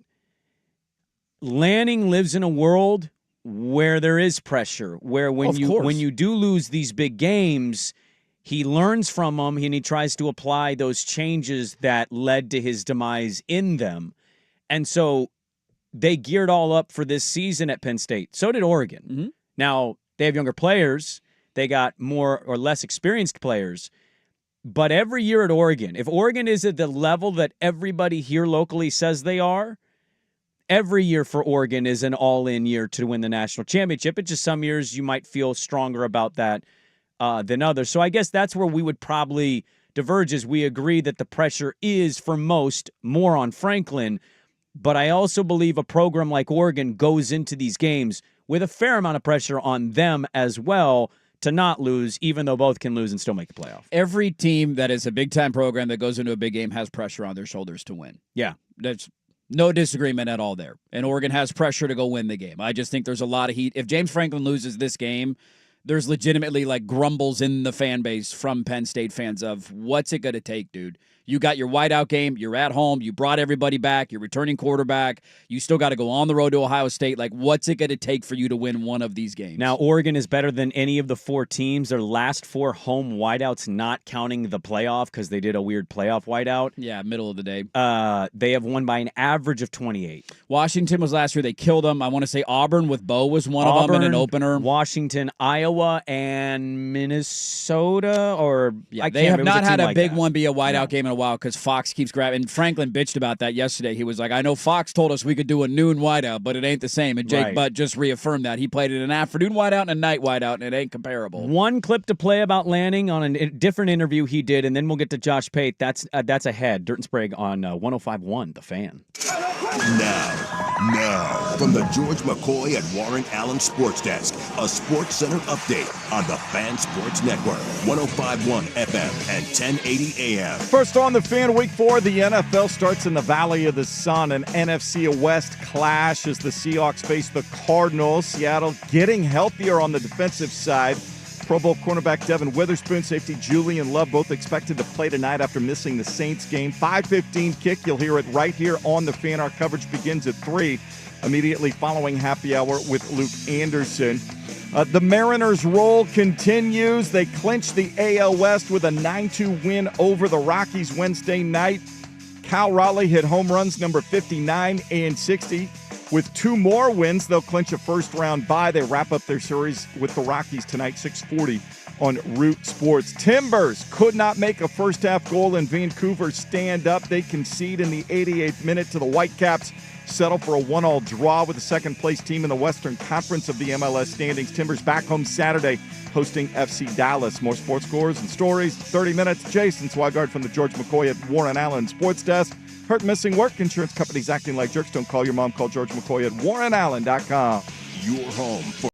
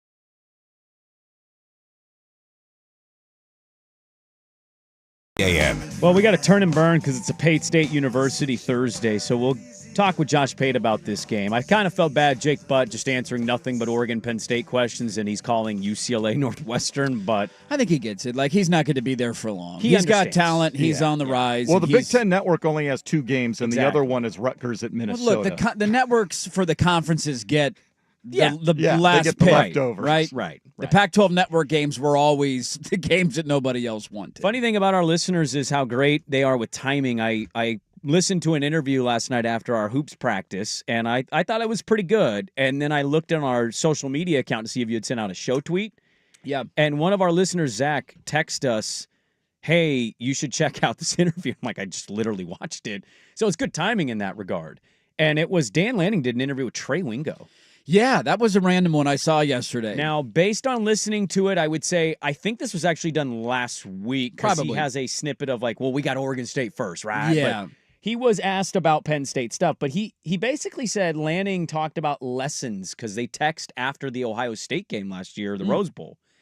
And I thought this was a really interesting answer by Dan Lanning. I just got done having this conversation with Dante earlier today. We always meet and kind of talk through game plan. I talk about how much I've learned from losses, like how losses have been really shaped who I am, and I think back to big losses. And when I was at Georgia, we lost to Florida in a game that I was just heartbroken because I thought I did a really bad job of having our defense ready that day.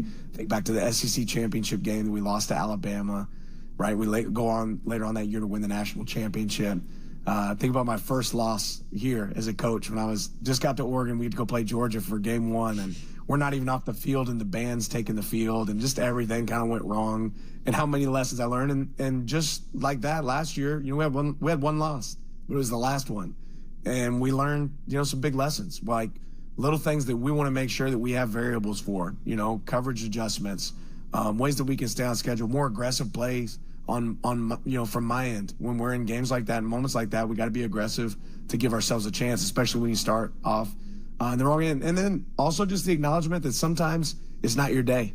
And I think that's kind of where I'm at is this guy's going into this with the psychotic nature of I was beat by a Big Ten team last time in the Rose Bowl. I will do everything in my power to not go to Happy Valley and have that happen to me again. And I think that's the world he operates in. Mm-hmm. And I'll be fascinated to see this. They are the most bet-on team at FanDuel Sports in college football, the Ducks plus the 3.5. You're giving a hook. I think I understand why a lot of people are taking it. If they win, they will open a lot of eyes this weekend. If they go on the road and win in Penn State with this young team and an inexperienced quarterback and all that, and they beat the team who's supposed to be the juggernaut in the Big Ten, they're opening a lot of eyeballs up. Let's talk with the commissioner about this one. How does he feel about the pressure of Oregon in this one versus the pressure of, obviously, James Franklin and Penn State? Josh Pate will join us coming up next of the Josh Pate College Football Show. Dirt and Sprague back with more on 105.1 The Fan. It's time for Who's Stinking It Up? Woo! Do not go in there.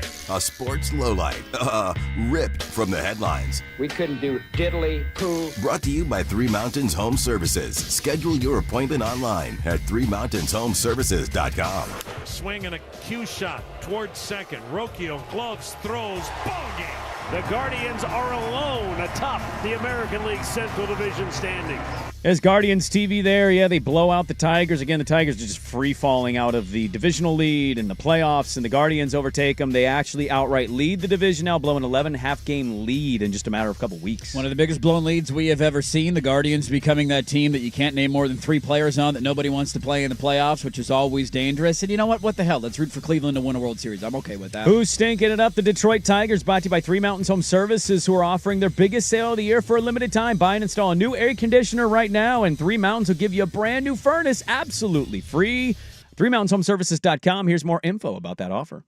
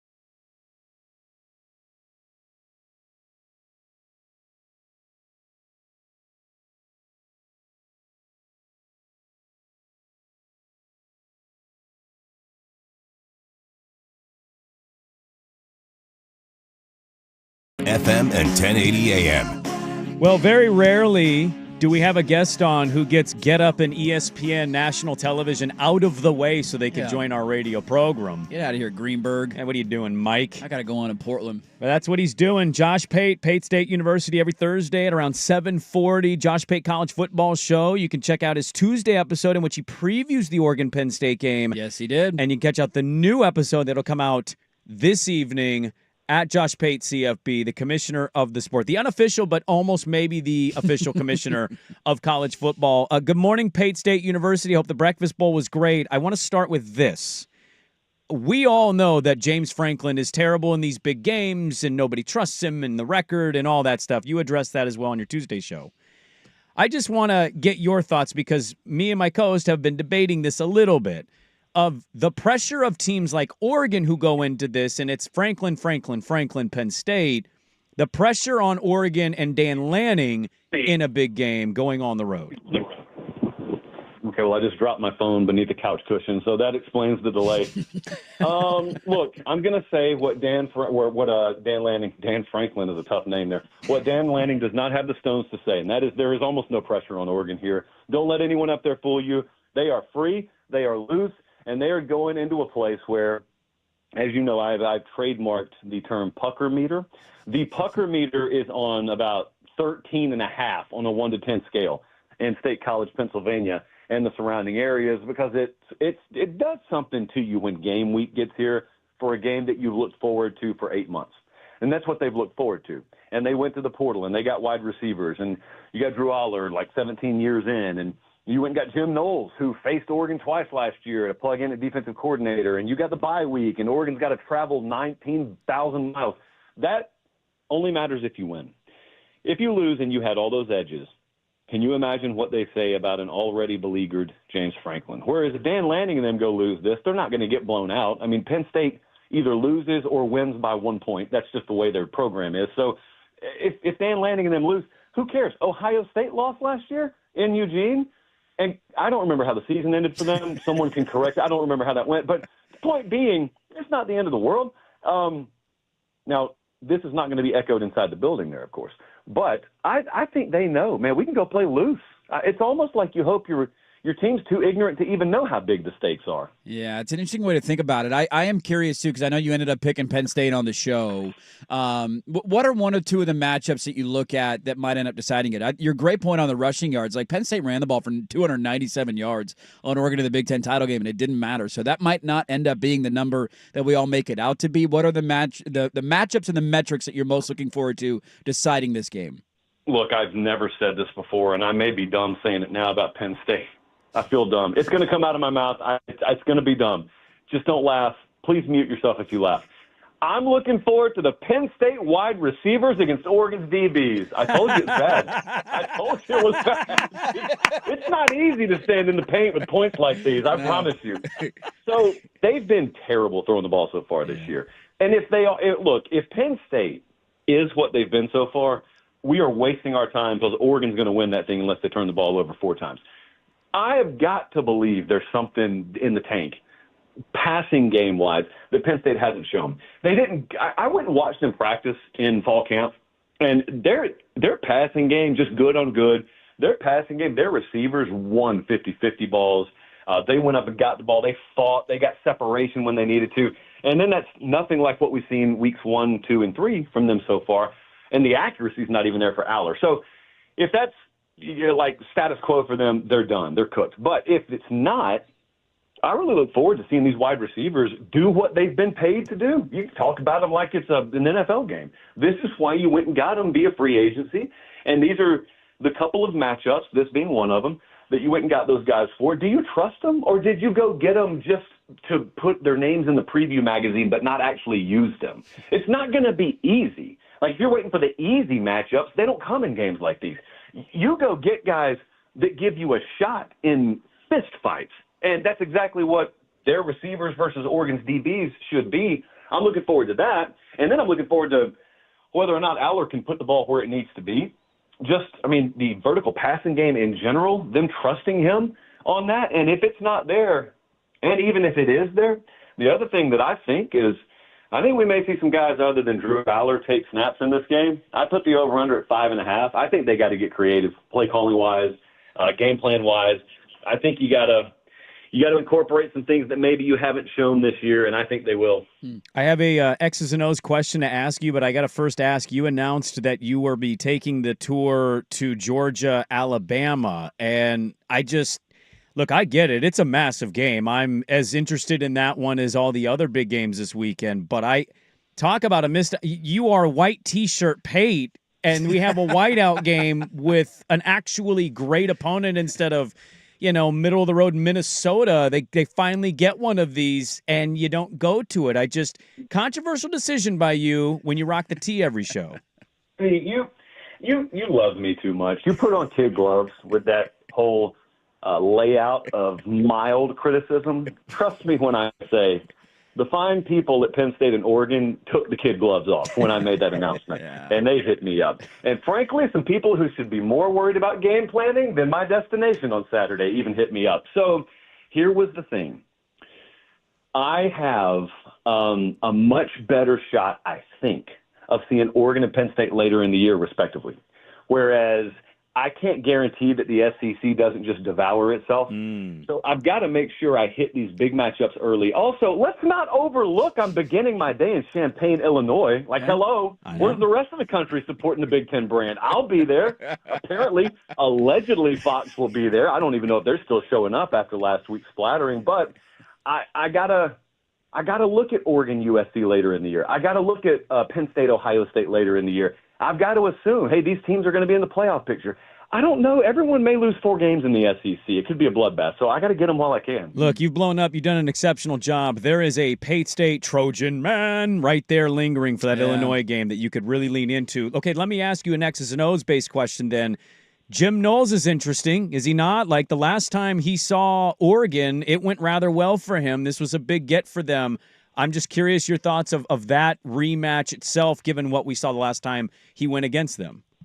Yeah, I think it matters. I just don't know to what extent it matters. This is how I handle all X's and O's questions, by the way. So I think that I asked a lot of people, coaching types, hey, what does that mean? And they just word saladed me. And I don't want word salad. I wanted the main course. I've really not gotten a tangible impact. Hey, watch this matchup because that guy's there. I do think it's really interesting. The further in the weeds you get in Ohio State message board culture, the further you get convinced that the first matchup he had at Ohio State against Oregon last year was done his way.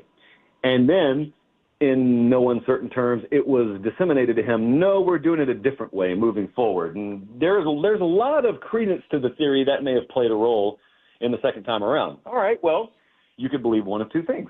You could believe Jim Knowles learned a valuable lesson there, and he'll apply that moving forward. Or you can think Jim Knowles was low-key very bitter about being told what to do. That's why he left Ohio State, and by the way, it is. And he will revert right back to doing it the way he did in Game 1 because he thinks if they execute his plan, the Game 1 plan works. If I'm Oregon, I am rooting for the latter and not the former. You got home field at your back in this one, which you didn't have any of those other 2 matchups. I say all that to say, and this is as professionally as I can put it, I have no real clue. Yeah, I have seen that message board stuff from Ohio State, which it is interesting that it comes out this week. Maybe he didn't have that much to do with the defense in the Rose Bowl, and we'll see how Oregon does on Saturday. And we'll obviously talk to you next Thursday, and it will be a big takeaway. But I'm just curious, like for now, if I ask you, if Oregon wins on Saturday night, what's the takeaway on them? So let's assume it was a competitive game. Yeah. To me, I'd look at it, and I would say I've got to assume they're the worst they'll be right now, barring injury. So because they'll get better because there are a lot of new parts on this team. They are the antithesis of Penn State. Penn State is a proven commodity. Oregon is not. But that means Oregon could also have bigger upside. So if they go win on Saturday, that's why I feel like they're playing with house money, because even if they lose, this is what I would say. But if they win, I'll say, wow, they won already, and they're probably not close to what they will end up becoming. I think they probably announced themselves to the general college football fan as a national championship team. Everyone says a playoff contender. Well, I mean, everyone's playoff contender, 12 teams. But they could be a national title contender. I think they already are. And I don't care if they lose Saturday. They're still a national title contender to me. But it would go from me being comfortable just hanging out over here with a few people to everybody crowds in the elevator, and then we're in the back saying to each other, "Weren't we here first?" And the answer is yes, we were. They're very uncouth. The Johnny-come-lately types, the casual types, they're very uncouth. They come in, they yell louder, and then they pretend like they've been there the whole time. Yeah. Josh Pate, the commissioner of college football, Josh Pate College Football Show, Sunday, Tuesday, Thursday. So a new episode dropping tonight. He's getting ready for a big weekend of college football. Give him a follow on social media at Josh Pate CFB, and follow him on Instagram too. He's great on IG, gives you all the behind the scenes access, the private jets, the autographs, the screaming ladies, you name it. He gives it to you. Friday Night Lines, Ramen Noodle Express goes on this week. I don't know if you can come up with one, but a college football coach, a major college football coach, having his daughter infiltrate the enemy linebacker and announce a relationship could set up to be an all-time 30 for 30 if that relationship ends after Lane Kiffin beats LSU this weekend. Your thoughts on the love affair entering into a big football game?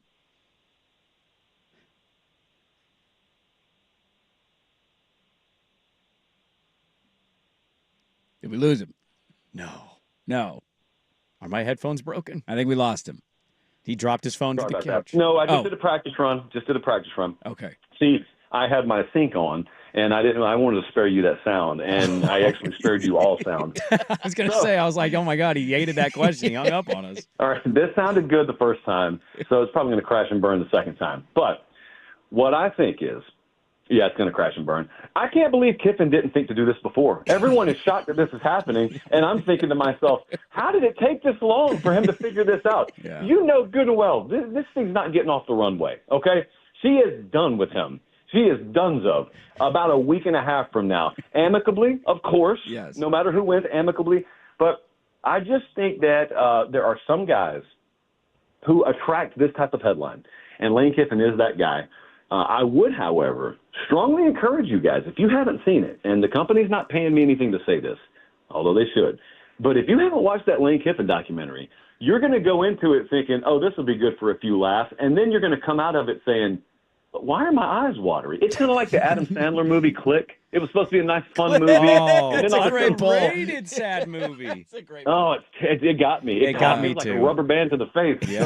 So, that documentary is good. I'm looking forward to the show tonight. I know you'll get to your upset meters. I'm just like, where you got Washington hosting Ohio State, single digit point spread, USC on the road at Illinois after they got shoved in a locker, Indiana. Where is the biggest upset alert for you this weekend? Well, I mean, let's also remember Auburn has to go right back on the road to Texas A&M. Yeah. Let's remember that. Let's remember also Friday night, it looks like a typo. It looks like a point spread on the metric system. It's like there's some catch to it. Florida State is under a touchdown favorite on the road at Virginia. Like, what are we even doing there? So I know enough to know not to touch that thing, but I can't. In what world Makes does no sense. Virginia upset FSU? I guess the ACC. I guess that's the world. We'll get you out of here, Pate. I just want to ask you very quickly. You said it's like a rubber band to the face. Lanning has some of these once in a while. Is something about the South and that area that just lends you guys to come up with hilarious analogies for situations? Do you guys write these down? Where do these come from? I don't know what it is. The answer is unequivocally yes. It's a Southern thing. When I was doing talk radio, when I first cut my teeth in media, there was a high school coach named Chip Siegel from Lochapoka High School and then Lynette in Alabama. And he's just been around forever. He's an offensive line coach. He knew every one of these little phrases and axioms. Some of us know some of them. He knew all of them. And he would call in, and he was never trying to be funny with them. Almost like when you laughed, he would look and say, why are people laughing? I don't get it. That's just how I talk. And I remember thinking, in order for me to fit in down here, even though I grew up here, I've got to become more like that guy. And apparently I wasn't the only one with that strategy. All right, Chip Siegel, Josh Pate, you name it, he is it. Josh Pate College Football Show, new episode tonight. You're all going to catch it anyway. Subscribe. It's free. Keeps the show free for everybody out there on Twitter at Josh Pate CFB. You see him across all media platforms. He joins us every Thursday at 7:40. Safe travels, my man. Enjoy all the football, and we'll have a lot to talk about with you next week. All right, guys. See you next week. All right, there we go. Good stuff. Josh Pate at Josh Pate CFB. We have a lot to get to in the third hour. We do. We can react to some of what he said there. We have Dane Brugler joining us at 8:30. We still got to make our big PP picks. We got to get to our picks. So we'll do that. It is a loaded third hour, Dirt and Sprague. Stick with us, hang with us. More college football talk. 105.1, The Fan.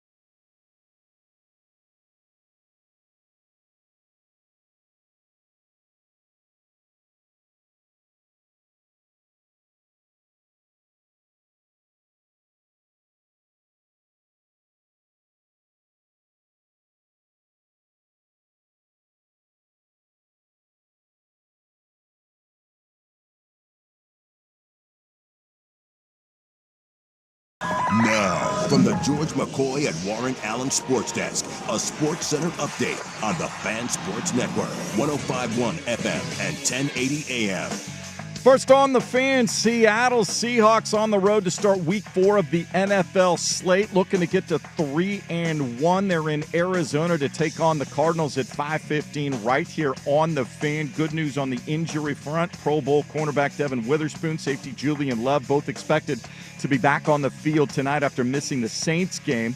Our pregame coverage will begin at 3 immediately following happy hour with Luke Anderson.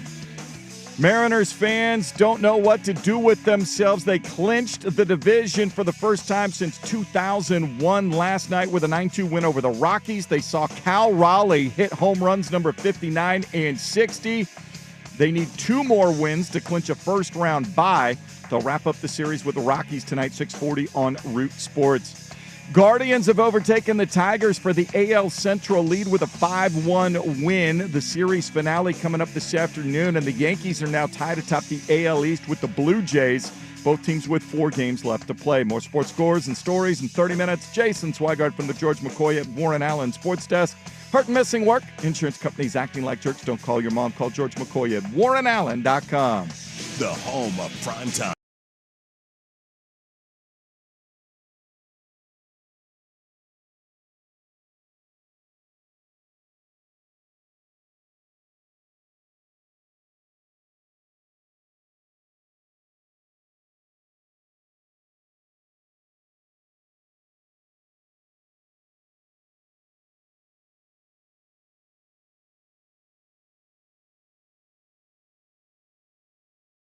Portland Sports Leader, 105.1 FM, The Fan Sports Network, the Odyssey app, live on YouTube. Good morning, everybody. Hope your Thursdays are going great. Thanks again to win Josh games, Pate. you have to win the game. To win games, you got to win the game. Who's going to win the games this weekend? We got to make our big pack picks coming up in a little bit. That Thursday night football. We got Thursday night football. Semi-local flavor. We got Seattle in Arizona taking on the Cardinals.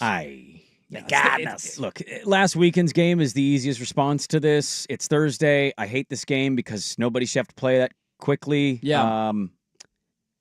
No juice for this. No juice at all. I find Arizona not a... Arizona has been a juiceless organization my entire life, outside of 1 year. Yeah.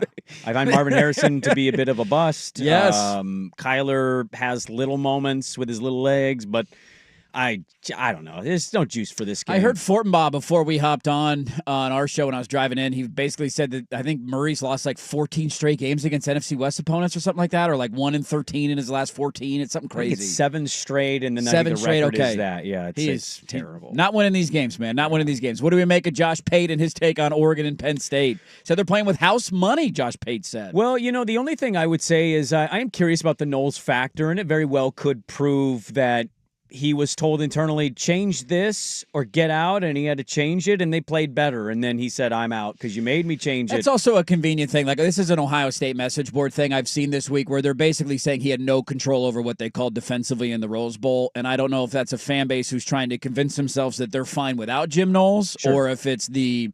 either way, who knows what the reality was behind the scenes. I don't know either, but what I would say is I will go back to one of my points. Rush defense is a big deal for Oregon, right? That's the area of concern or question going into it, given what Penn State did in the Big Ten title game. I will continue to hammer mine. I really want to see what that Oregon offensive line does against the pass rush. Yep. I think Penn State's got a really good defensive front, and I know Abdul Carter's not on that team anymore. Sutton's going to be a first-round pick. But yeah, they're loaded anyway. They still have talent, and, Oregon... They've not largely been challenged by a defensive pass rush. Oklahoma State was the most lifeless. Montana State was never going to do it. Oregon State was never really going to do it. And so it's more just, what is that front going to do on the road in that environment when that crowd is going rabid on 3rd and 9? Yeah. Those are the moments for me that swing these kinds of games. And so I'm not going to pretend I'm X's and O's guy either, but I am curious what the X's and O's impact is going to be with Dante line on road, hostile environment, no communication, hard to audible and check, all that. Great pass rush. Yeah, they were reporters got down to practice at Autzen yesterday, and they said that they could hear Mo Bamba blaring. That's Penn State's big third down song that they play. Mo Bamba and Lanning had a quote. He's like, I don't like that song. Probably heard it a bunch. They probably have been playing it a ton in practice just to get ready for it. We'll have some more thoughts on this game tomorrow. We'll talk to Dane Brugler coming up here in a little bit about the NFL impact of it and the guys who are going to the next level. I asked Pate a question there at the end. He didn't really answer. He kind of skirted around it. Maybe he's just saving his material for tonight. Yeah. Because I do think there's a lot of candidates for it. And I got to be honest with you. When he threw the Florida State-Virginia line at me, I had no clue they were playing on Friday, and I had no clue that line was less than a touchdown. So one little note on that. I wouldn't gamble it if I could gamble it because what? It seems like a trap. This is a Ken Barkley trap. Well, Castellanos got kind of banged up. And so I'm just kind of curious, is there something we don't know about that? Is he not available? I don't know. 50%? I haven't heard anything, but that line being that number absolutely raises your eyebrows, and I just have to conclude, does this involve the quarterback? Yeah, they played Kent State last week, and they won 66-10. He left the game. Yeah, they have not played anybody since their win over Alabama in week 1. I asked him, though, where is the upset? Because I think you could go a million different places, man. Really, I know it might not be in terms of overall ranking because they're close. I think USC losing to Illinois after what happened to them last week would be an upset. Notre Dame can't avoid another loss. They're on the road at Arkansas. Yeah. We know the Ohio State-Washington situation. Indiana on the road. Where is the one for you that you circle more so than any others of that one? If I'm a fan base of that team, I'd be terrified going into Saturday. Well, I think a lot of people should be on upset alert if you want to play that game. Yes, there's a million of them you could pick. That's why this weekend's so good. Yeah, I'll give you one kind of flying under the radar. I'm circling Georgia Tech at Wake. I'm just kind of curious. Little Jake Dickard magic. I just wonder. Notre Dame is not a sizable favorite at Arkansas, and Arkansas just choked away against Memphis. So do they have any kind of response? Yep. Taylen Green can be terrifying to prepare for. The one I'm looking at is Auburn A&M. Does the week off have any rust factor with Marcel Reed? And I think what we saw from Auburn is that Auburn defense is good. They're going to be competitive in games that they play in. So that's certainly one. And I will say it. I know they're only, a two-number difference in the ranking. Dude, I have defended. I have had you yell at me over it. Lincoln Riley, can you please nut up and go win a real road game, please, of actual note? What, Purdue doesn't count? No. You're telling me? No, it counties? doesn't. No counties for the No, Boilermakers? it doesn't. Go win this game. You can't lose that game if you're USC. Illinois You is can't an lose that game. 8-4 at best team. At least that's what I thought they looked like last week. And They maybe just lost 7-5. by 60 points to Indiana. Go win the game. You can't lose that game. You cannot. You have one of the higher-powered offenses in the entire sport. Of 130 teams, you're in the top 3 or 4 of it, statistically speaking. Your quarterback looks confident. Your defense is flying around. Enough. You cannot lose this game. That is it's not a massive upset, but it's the one amongst all of them that I'm you cannot lose. Yeah. No ability to lose that game. I don't know how. And look, the dirty poll at one point had them in there. So, we all make our mistakes, right? We all then get new information and should adjust. How is Illinois still ranked? Because of Bielema. They just lost by you can't lose a game by 60 points and still be ranked. I don't care who their only win was against Duke, and that has aged worse because Duke's lost a couple of games. Tulane went on the road and beat them. Illinois has no business being ranked in the top 25. I'm going to give you something you're not going to agree with whatsoever. Okay. What do you got? USC has to win more than Penn State has to win. Wow. Yeah. Wow. I'm going to say it. Look I don't at care you. if Franklin's going to go 4-21 if he drops to the Ducks and 2-18 in his last 20. Dude, it's year effing 4.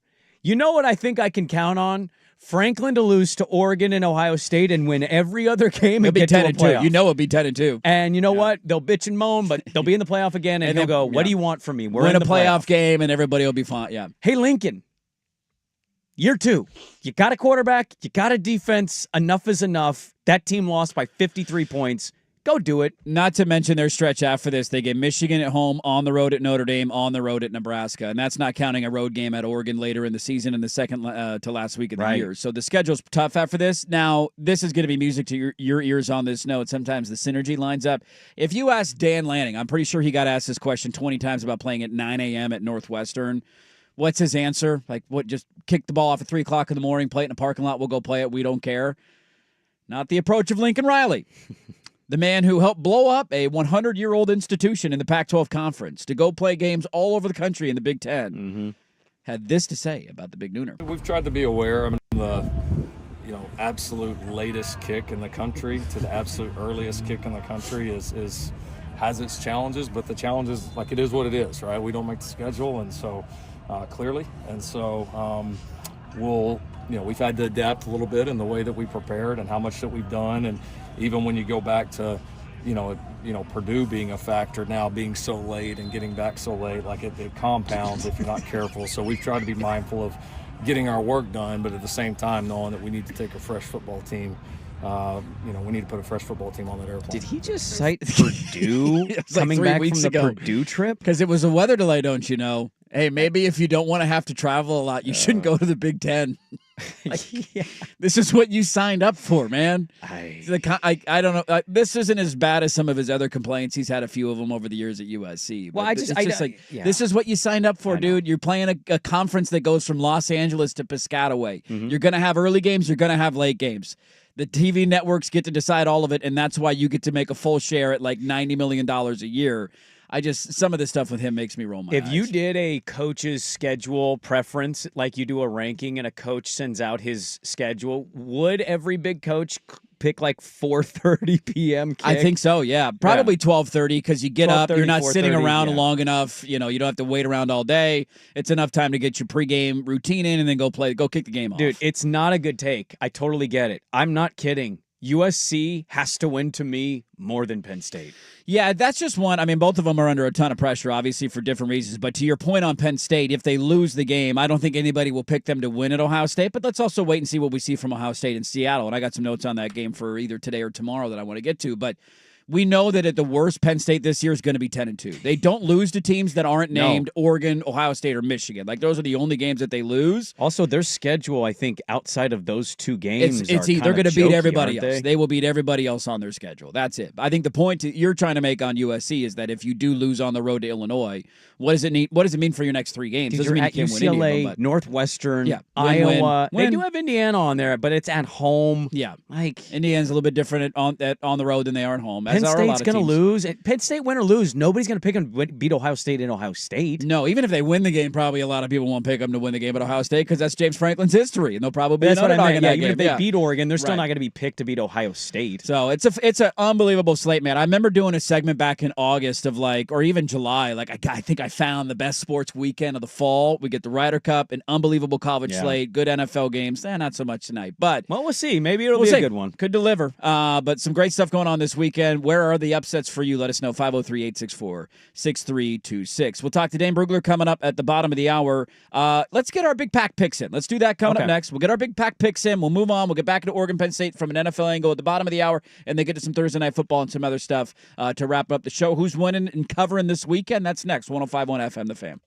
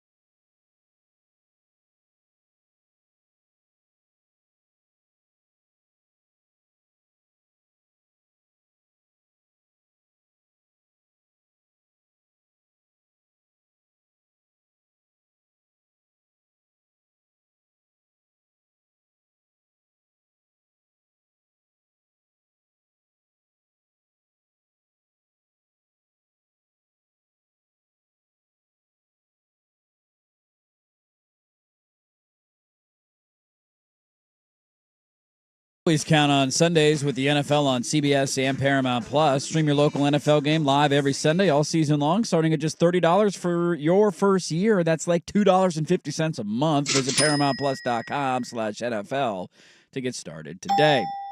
Boom goes the dynamite. We ready to make our Big Pack picks? Good. Who's ready to make Big Pack picks? Me. Here's how we did last week, gentlemen. Sprague's running away with his thing. We got to catch up to you. 2-0 weekend for you, taking the Beavs, who covered by a point, and the Huskies, who covered comfortably. I took Washington, missed on Oregon, so 1-1 week. Swag took the Ducks and the Cougs. They tried to talk him out of the Coug thing. And he felt good. I bet about that for a while. I bet in that third quarter you're feeling great. Like, hey, it's a one-tutty game. Here we go. And then the turnover bug. So. I got some room to spare. I don't know. Here. I might let Casey make my picks we'll see if Casey wants to make the picks for you. You know what? If you're going to let him make a pick, give him the microphone. Let's hear one of the picks, okay? All right, so here we go. Season standings now for this weekend. Sprague 8-4. I am at 5-7 after a Kiss Your Sister weekend, 1-1.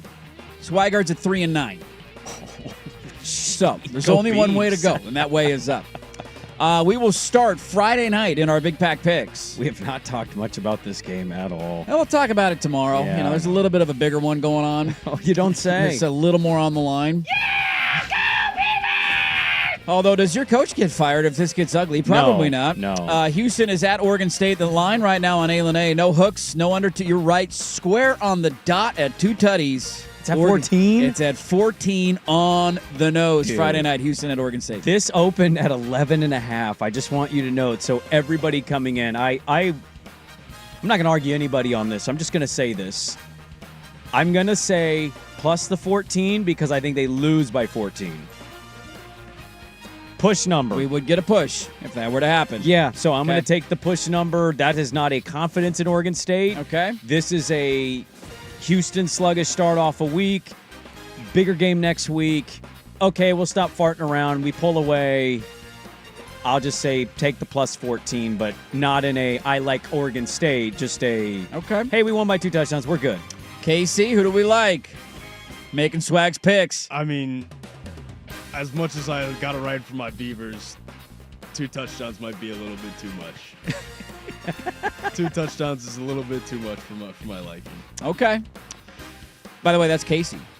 Hello, Casey. He's training. He's our new employee. Yes. This is probably a bad omen for Beaver fans, so I apologize ahead of time. I will take Oregon State. Well, now you're making me want to reconsider. Short week for Houston. Yeah. Well, no, they were off last week. Doesn't matter. Short week for Houston. They had more rest. Okay, get your facts out of here. All right. Traveling. Yes. Friday night game. Yeah. Who do they play next week? Is it Tech or is it Utah? It's one of those. I think they play somebody good. Juggernauts, yeah. They play a good team next week. Yes, they do. Oregon State, dead animal on the side of the road. They're a carcass. We're trying to scrape them off the road. Well, yeah. You get the dead animal impact for this game. Give me the Beavs plus 14. I apologize ahead of time, Beaver fans. Let's go Saturday at 12:30. This line has been fascinating to watch. Dropping and dropping and dropping and dropping. I got a note on that we'll get to maybe later on in the show. It's Tech, by the way. It's a home game against Texas Tech. That's a big one. It's a big kahuna. That's what I'm saying. It's a like, big kahuna. Hey, we're up 2 touchdowns. Let's just We're playing kill the Oregon clock. State. Nobody's scared of Oregon State. Like, we're going to win this one easy. We got Texas Tech next week. Yeah. Washington hosting Ohio State, 12:30 on CBS. This line is all the way down to 8.5. Huskies plus 8.5. Man, this is tough. I've been thinking about this a lot, and some people, Cougaloo's laughing at me. He thinks this is going to be 31-3 at halftime, Ohio State. Yeah, I look, he hates the Huskies, and I do too. This is not going to be 31-3 at halftime. You got a young quarterback making his first start on the road, and Washington can move the ball on people. Their offense is legit. I don't know about their offensive line holding up for 4 quarters. That's what I worry about. And for a full season, yeah. but they're not going to get ran out of the building in the first half of this game. I feel stupid doing it, but I'm gonna bite. I'll take Huskies plus 8.5. Okay. I don't feel amazing about that. I won't be shocked in any way if Ohio State runs away with it. But I think that crowd can make an impact. I don't trust the defense a whole lot, but I like what they got going offensively. So I'll play into the 12:30 kick. 12:30 kick. Just a perfect kick time. Oh, good weather should be atmosphere. perfect. Yeah. Like I'll play into it. Huskies plus the 8.5. Okay, Casey, we like Washington covering 8.5, or you like Ohio State in a blowout? Yeah, I like Washington. It seems like every year Washington finds himself in a game like this where it's like, okay, against a good team, number spread seems like it's in their favor. No reason to take the not to take the Huskies. Okay. Yeah, I'm going to go. If this line stayed where it opened, I would have been all over it. 14, like 10.5, right? 14.5, somewhere north of in the double-digit point spread range. Yeah. You know what the hell? I'll give you my anecdote right now, or my little note. Sure. There has only been one other time in the last 20 years, I shouldn't say history, but in the last 20 years, in which the number one ranked team in the country was only favored by single digits over an unranked team. Only one other time that this has happened. And the only other time that it happened was the Linnea Kakua Manti Te'o Notre Dame Fighting Irish, number one team in the country. Last game of the year, they played at USC. They went on to win the game. They were only favored by 4.5. Remember, that was that Notre Dame team that kept eking out win after win after win, and like barely ever. It's like, how's this team undefeated?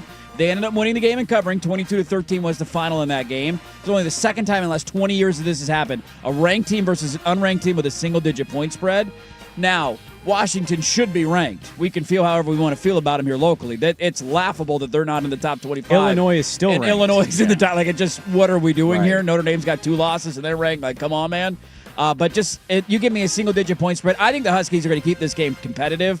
I don't think they have the horses in the trenches yet, and I just think Ohio State will wear them down as the game goes on, running the football on them. So I'll take Ohio State to backdoor it, but I think the Huskies keep it competitive. Never forget that game. He was playing for his dead girlfriend. R.I.P. R.I.P. Gone too soon, Yeah. Linnea Kakua. Yep. Next one up. This one's at 4:30, I believe, is when Colorado State, Washington State goes down. What channel is it on? Let me see if I can find that. CBS Sports Network, 4:30 on Saturday. The Cougs, the Zevi Eckhouse-led Cougs, are on the road at Colorado State. Colorado State is favored by 5.5. I'm going to unfortunately take Colorado State here. I think this is an easy, hey, we hung with Washington. It was fun. It was exciting. Look at us. Last time they went on the road, one of the worst, if not the worst, first half performances I've ever seen in my Raise your hand life. if you took them to cover that weekend. That's okay. I mean, who knew anything about North Texas? Ouchies. I'm going to bite, and to be honest, I hate to say this, largely been working in my favor of fading the Cougs, so Yeah. I'm going to fade the Cougs. All right, Casey, your Pac-2 brethren, you taking the Cougs to cover 5.5 at Colorado State? I can't. I think you guys were right on the nose about, especially after that North Texas shocker. It's definitely in wraps. We need to pull that from Casey. I can't. I can't do it. Yeah, this could make it 3 for 3. I also worry about the hangover come off of a rivalry game. Oh, I yeah. think they put a lot of eggs in that basket. Yes. Sold out crowd. Sub-touch. You give me north of a touchdown, maybe I'll contemplate it. But I don't think I'm going to gamble the Cougs on the road again until I see them look like a football team on the road. So that'll be 3 for 3 for Colorado State. And last but not least, ladies and gentlemen, here we go. Right here on the Fan, Saturday night, the Big Kahuna, as many people are calling it, also on NBC, is where you can watch it. The line right now at A&A, it's been pretty set. I haven't seen a lot of movement in it all week, although a lot of money has come in on Oregon from the public betting side. Oregon getting 3.5 on the road at Penn State. Yeah, I mean, I don't know if Oregon's going to win outright, but I'll bite with the points. I'll take the hook. I tend to agree with Pate's takeaway of like, how often do they blow opponents out? Now, certainly there's a world that exists where they get a late touchdown, minute and a half left, Dante Moore and the offense come up short, they win by a touchdown. Yep. I'll take the 3.5. I think Oregon can absolutely win this game outright. I think Landy's going to have his team fired up, ready to go for this one, leaning into the whiteout with the mummy uniform. Like, I'll take it. I'll take Oregon plus 3.5. Okay, Casey? Yep, definitely taking Oregon plus 3.5. Oregon is 13-5 against the spread in their last 18 How games. about that? So- Look at that. Look at Casey coming Bringing in with stats. a stat. He's bringing There you stats go. to the Big Pack picks. Get out of here, Swigard. What do you need you for? Swigard's record might be on the come up now. Uh-oh. He's liking the number. Yeah, but I like the Ducks here. Okay. Oh, I wonder where the next guy's going to go. It's a big mystery. What sweatshirt is he wearing? Who could it be? I don't know. Who could I pick? Has he ever picked against him? I don't know. I don't know. Give me the Ducks, baby. Oh, Give me the Ducks. I can't believe it. I'm stunned. Here's what I will say. The first quarter to me of this game is fascinating. We'll talk more about it tomorrow, obviously. And with Dane Brugler here in a moment. Yes. because of everything that Pate laid out and just kind of the feeling in that fan base of big games and James Franklin and the long trajectory of what has not been accomplished, the first quarter is so important, I think, of like if they come out and go 3 and out, and the passing game isn't clicking, like where are the groans at? What is the crowd doing? Like their offense, I've gone back and watched all 3 of their games this week because I didn't see them all live. They've played nobodies, and the games were largely blowouts eventually. But going back and watching some of those, like there's just some like moments their offense looks ugh. And I know that Oregon has had a turnover and that, Oregon State made a punt and, there was that. But if you go back and watch the Penn State games, that's been like a good chunk of the first half in all 3 of their games where it's just, and if their offense comes out that way against Oregon, that crowd is going to be not thrilled. I'll say that. And I do think that helps Oregon a ton. If they can get off to a good start in that game and kind of quiet the crowd down, I will take Oregon covering the 3.5 and winning outright, bitch. We got him, boys. There you go. We spend to win. You better not get blown out of Penn State, dude. I think you're going to hate a lot of the narratives if they lose by double digits. I think everybody's going to be miserable if Oregon wins on Saturday night. Well, there is that possibility. Yeah. I was told they were going to lose 3 or 4 games this year. Oh, really? I was told they weren't in the same class as some of the elite teams in the country. I was yelled. I'm not going. I'm not looking. I just happened to glance that way. I'm not. I didn't. I'm not looking at either of you. Games. Look at the camera. You all said it. I saw you all. Nobody's giving us a chance. No, Danny Meringue told me that. He said they're going to lose 3 or 4 games this year. Sometimes you are the worst. Like your team wins, you're in a good position. Your team loses. Well, so what? It's no big deal. I hate you. Yeah, I'm going to have some fun Monday if they win. And you can have your fun Monday if they lose. That's the beauty of this radio I'm going to have fun Monday, too, because Friday is... Yeah. Off the mat, Beeves. That's what we're calling you. On the board, Beeves. Monday's Monday. On the board, Cover Beeves. Town. Remember when I had to do it? We're going to Cover Town. Friday game. Cover 2 touchdowns. Remember when I had to go attend my own baby shower the day after my team lost the Pac-12 championship to Washington?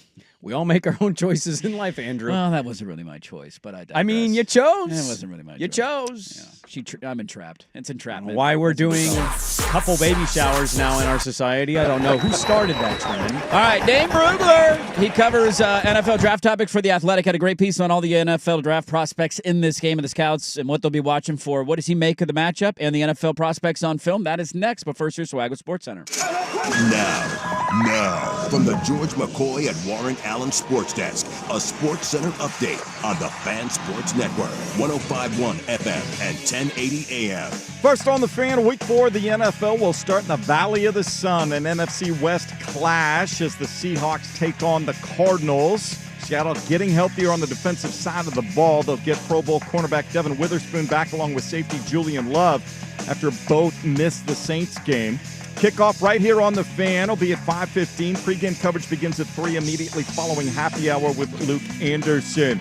Party still going on in Seattle after the Mariners clinched the AL West with a 9-2 win over the Rockies Wednesday, in which Cal Raleigh hit home runs number 59 and 60. They'll wrap things up with the Rockies this evening, 6:40 on Root Sports. 2 more wins guarantees them a first-round bye.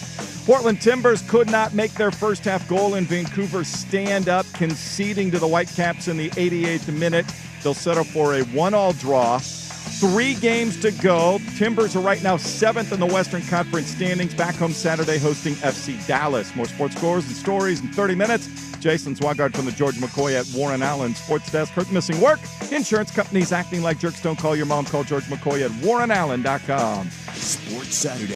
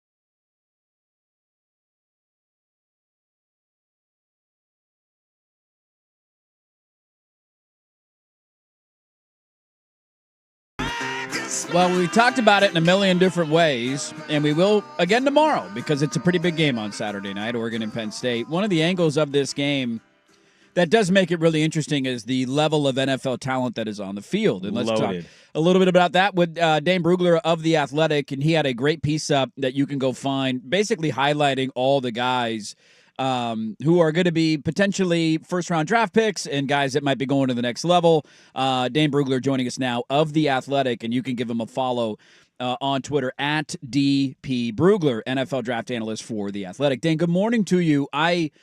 When you look ahead, like not even just this year's draft, maybe this is too complicated of a question to answer, but if you combine some of the younger players on each side of the ball, how many future first-round picks are we thinking have, or guys have the potential to be future first-round picks playing in this game on Saturday night? Yeah, I mean, we're talking double digits. And that's when we talk about, some of the games Ohio State plays and some of the games that Georgia plays. And whenever we get a matchup like that, we see it's almost like an NFL scout convention because they want to get eyes on these players. And Oregon going to Penn State, this is one of those games. Oregon, with the way that they've, especially under Dan Lanning, the way that they've acquired talent, developed talent, they're big in NIL where they're going to spend money to get guys, get talent. And then with Penn State, they always develop athletes. And so these are two programs that have produced a lot of NFL talent traditionally, but also recently here the last few years. And I think it starts with the quarterbacks. This is a headline game for both quarterbacks. On one side you have more of the unproven quarterback in Dante Moore, who has been lights out throughout the first few weeks of this season.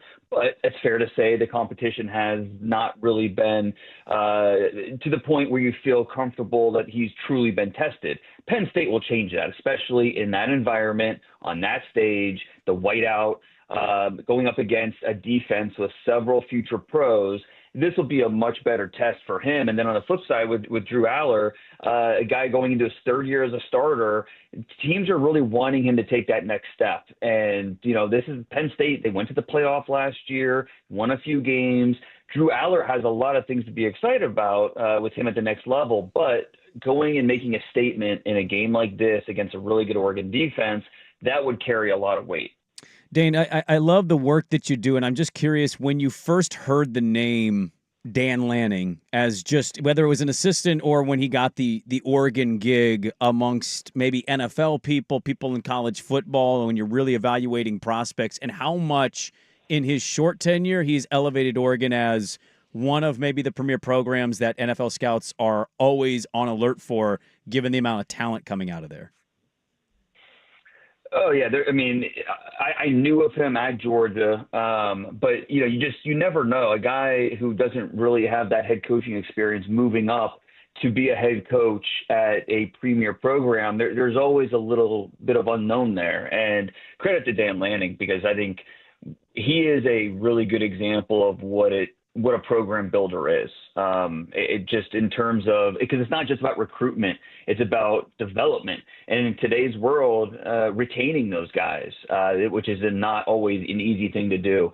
As a motivator, his players, former players, they always talk about him, the connection that he makes with his players, not only on game day, get them hyped up, but throughout the week, and understanding, there's an understanding there of, okay, this is what we need to get the best out of ourselves. And so, yeah, Dan Lanning, I think, has been a name that even pops up when, NFL jobs come open, as a guy that, just to keep on the radar. And I give it was something that I don't think, head coaches get enough credit for, is the support staff as well. To bring in a guy like Will Stein and, for him to run the offense and what that has meant for the success of this team, that's a huge part of a head coach's job, is to make sure the assistants are the type of coaches that are going to get their players in the best possible position. And Dan Lanning's done a tremendous job doing that. Yeah, we're talking with Dane Brugler of The Athletic. You can go give him a follow on Twitter at DP Brugler, NFL draft analyst for The Athletic. His piece out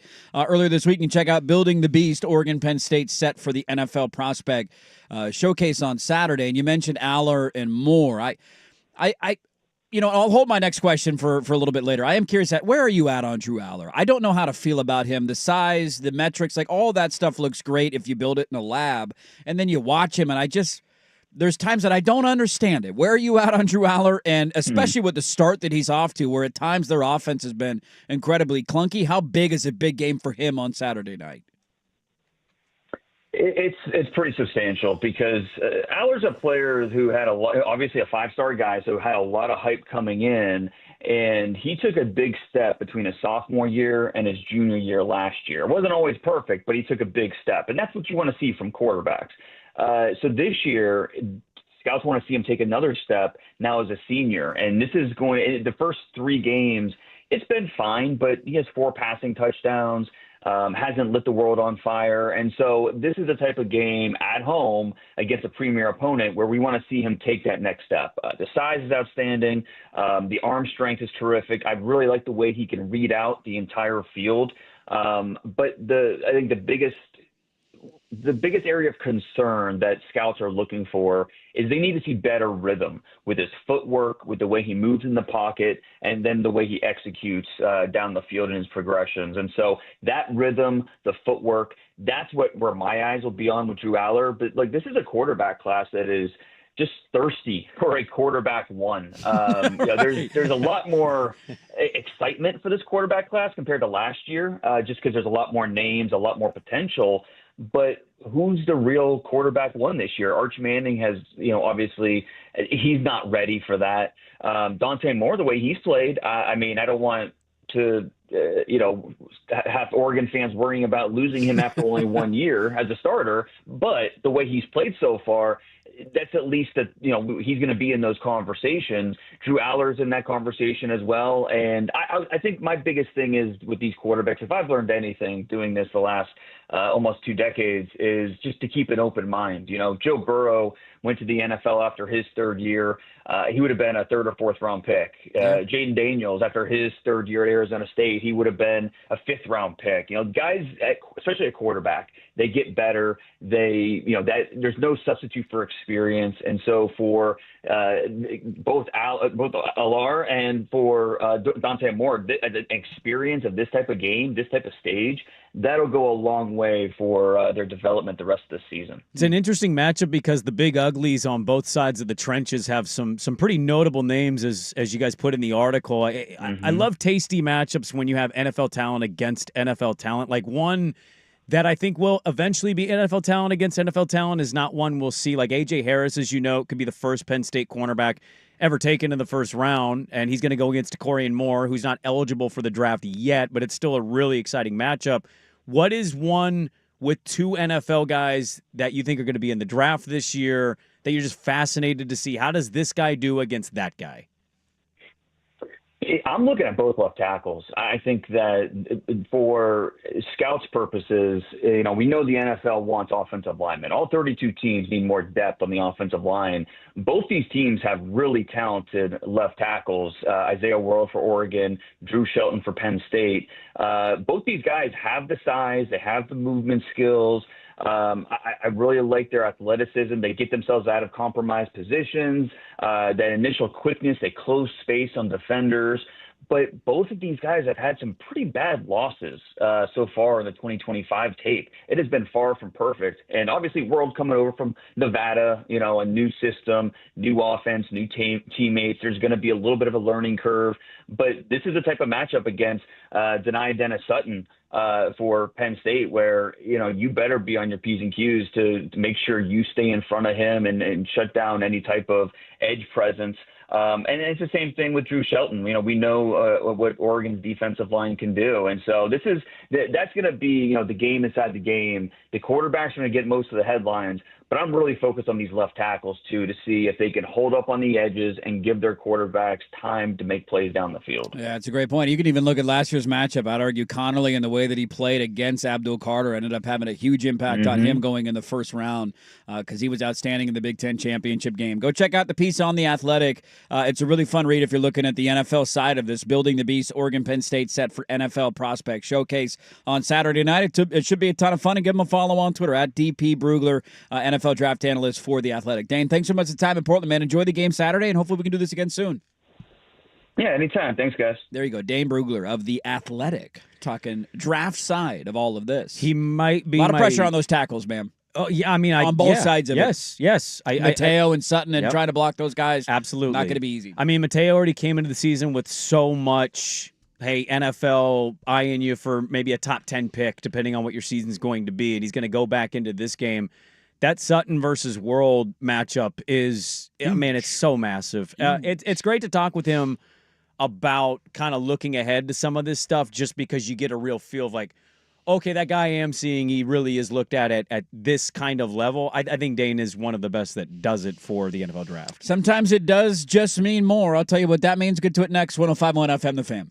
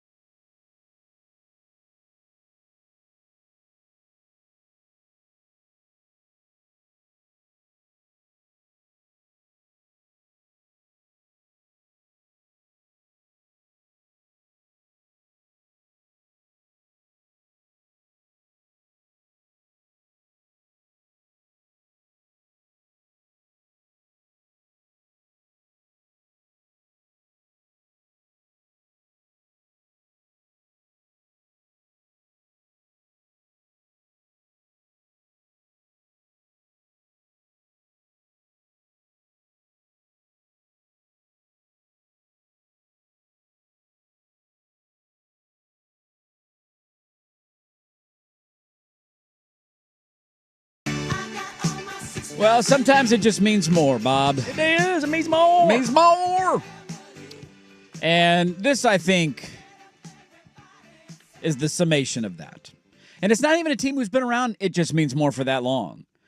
But the internet can be a very nasty, ugly place. It could be a place that makes us hate each other and yell and argue. And then there's little things that pop through on social media that make me go, you know what? What a great use of the internet. I'm glad it's going to a good purpose now. And that fan base that's doing it, have you seen what Oklahoma fans have done to the doctor who is operating on John Mateer's hand? I have a little bit of a problem with this. Oh, okay. So for those who haven't seen it, Oklahoma fans, they found out the name of the doctor is Dr. Shin is his name. They found out the hospital in which John Mateer will be having his hand surgery. It was announced, we talked about it yesterday. He's going to be out for a couple weeks. He needs hand surgery. Dr. Shin becoming a hand doctor is the upset of the Isn't century. that great? I mean, come on. Shin was right there. Yeah. And they have made, like, I'm not kidding you. There are dozens and dozens and dozens of Oklahoma fans who have found this guy's picture and his information in his hospital and have made, like, mock hype videos with like pump up music behind it. There's one where somebody did like an AI generated operate like a champion today. Hit the sign today, Dr. Shit. They are all in and supporting this guy. Some of them showed up to the hospital to try and cheer him on as he walked into the operating room. And there's times that we roll our eyes that it just means more. There's times that the internet can be ugly. This is one for me that I'm like, you know what? That's pretty funny. You're that diehard and that involved that you're finding out the name of the doctor having surgery on a player. Yeah. Kudos to you, Oklahoma Look, fan. It Boomer is, Sooner. It's funny because it does mean more to them. They didn't need to be in the SEC for that phrase to apply. No, it's always meant a lot to them. It's meant go to Oklahoma. Oh, high school football and Oklahoma Sooner football is that's it. That's it. It's life. Oklahoma State Thunder. Good luck to you. You good title, Thunder. I don't have a problem with this. Oh, what's your beef? You gonna poo-poo this?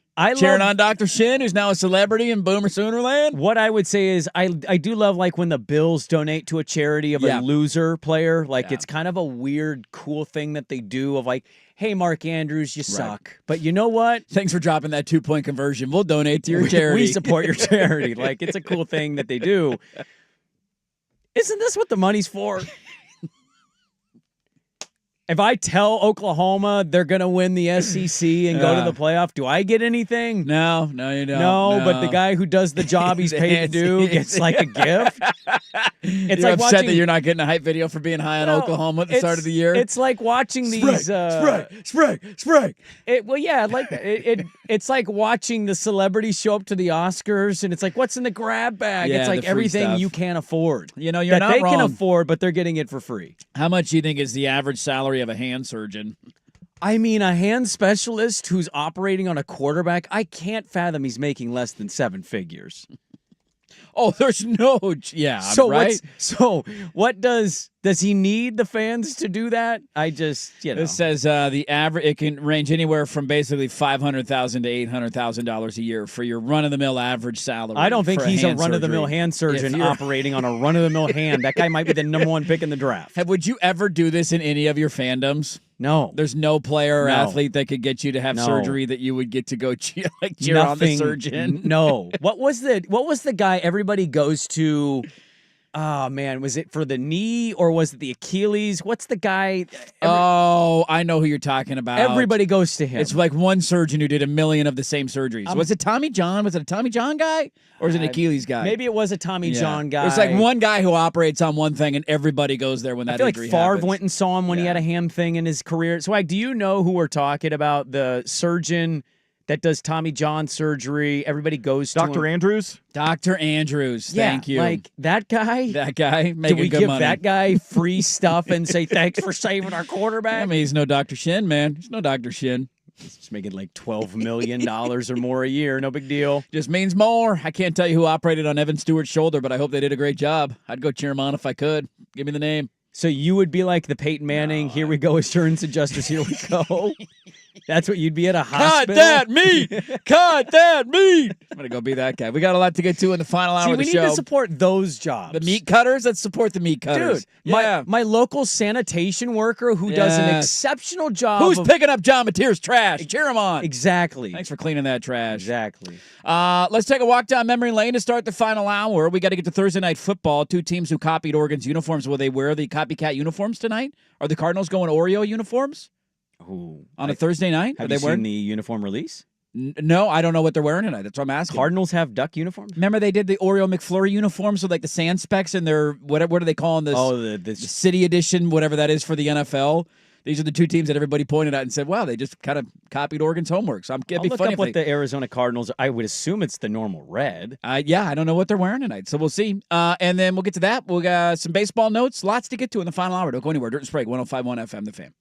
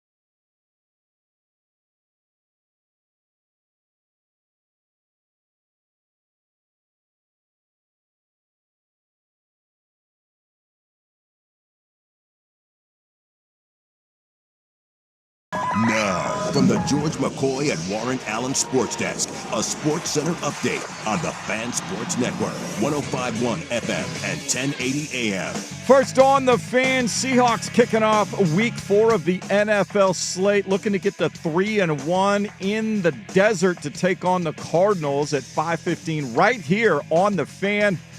Defensive secondary getting a boost with Pro Bowl cornerback Devin Witherspoon and safety Julian Love expected to play tonight after missing the Saints game. Our coverage will begin at 3 immediately following happy hour with Luke Anderson.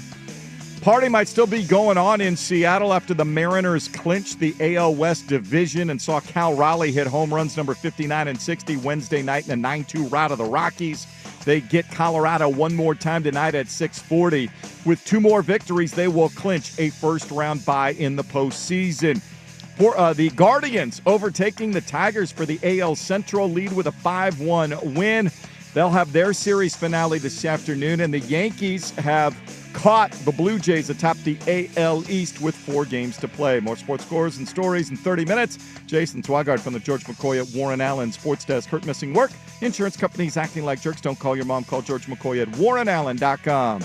The home of the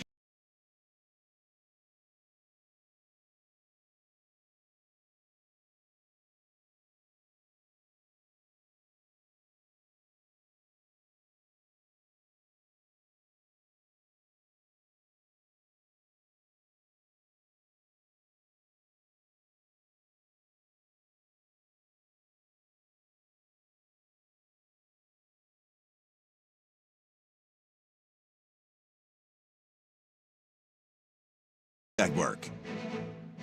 Hey, let's do this final hour. Dirt and Sprague here on Portland Sports Leader, 105.1 FM, The Fan Sports Network. Live on the Odyssey app, live on YouTube. Good morning, everybody. Hope your mornings are going great. Starving. You getting hungry over there? Yeah, and then it's that time of day. Our boss man, to the boys this morning. Our sales extraordinaire, Sam, locked his candy drawer because I guess Sukanik steals all of his candy. Wait, he's got a candy drawer I didn't know about? His office always has a bowl of candy the way I had presented some in the studio, but he had Almond Joys in there. And nobody likes an Almond Joy like Sprague. You're a big Almond Joy guy. And now there's no more Almond Joys, Way to and go, I don't have access to them. Way to go, Sukanik. You ruin it for the rest of us. That's what I was told. You ruined the party. I was told. We getting excited to find out pairings for the Ryder Cup foursomes? Not at later all. this afternoon. Not like in who's the going least. out first? Who's None of it going matters. out last? Coming out Hit at your 1 shots. o'clock. Wow. 45th Ryder Cup. Why not? Controversial for Rory to come out and be like, America's the greatest country in the world. Because I would argue if I'm a European, that's kind of pissing me off. Well, that was kind of funny the week of the Ryder Cup. You know, any other week you say that, I don't think anybody bats an eye on it. But, you know, when you're about to tee off on a road Ryder Cup, interesting comments. Given the climate, you might have to be publicly saying that stuff right now. But I just thought that was really funny that we have one of the biggest European names out there coming out and saying it's the American dream, man. Go work hard. You can pull yourself up by your bootstraps. Make it in America. I wanted to get to this. We talked a little bit about it earlier. I will still continue to maintain you know what? I'm going to say it again. The most surprising thing that's ever happened in the history of Major League Baseball. You say we love you. Might as well go win the whole thing. Because this guy did this last night. Fly ball to right field. Number 60. A catcher has hit 60 home runs.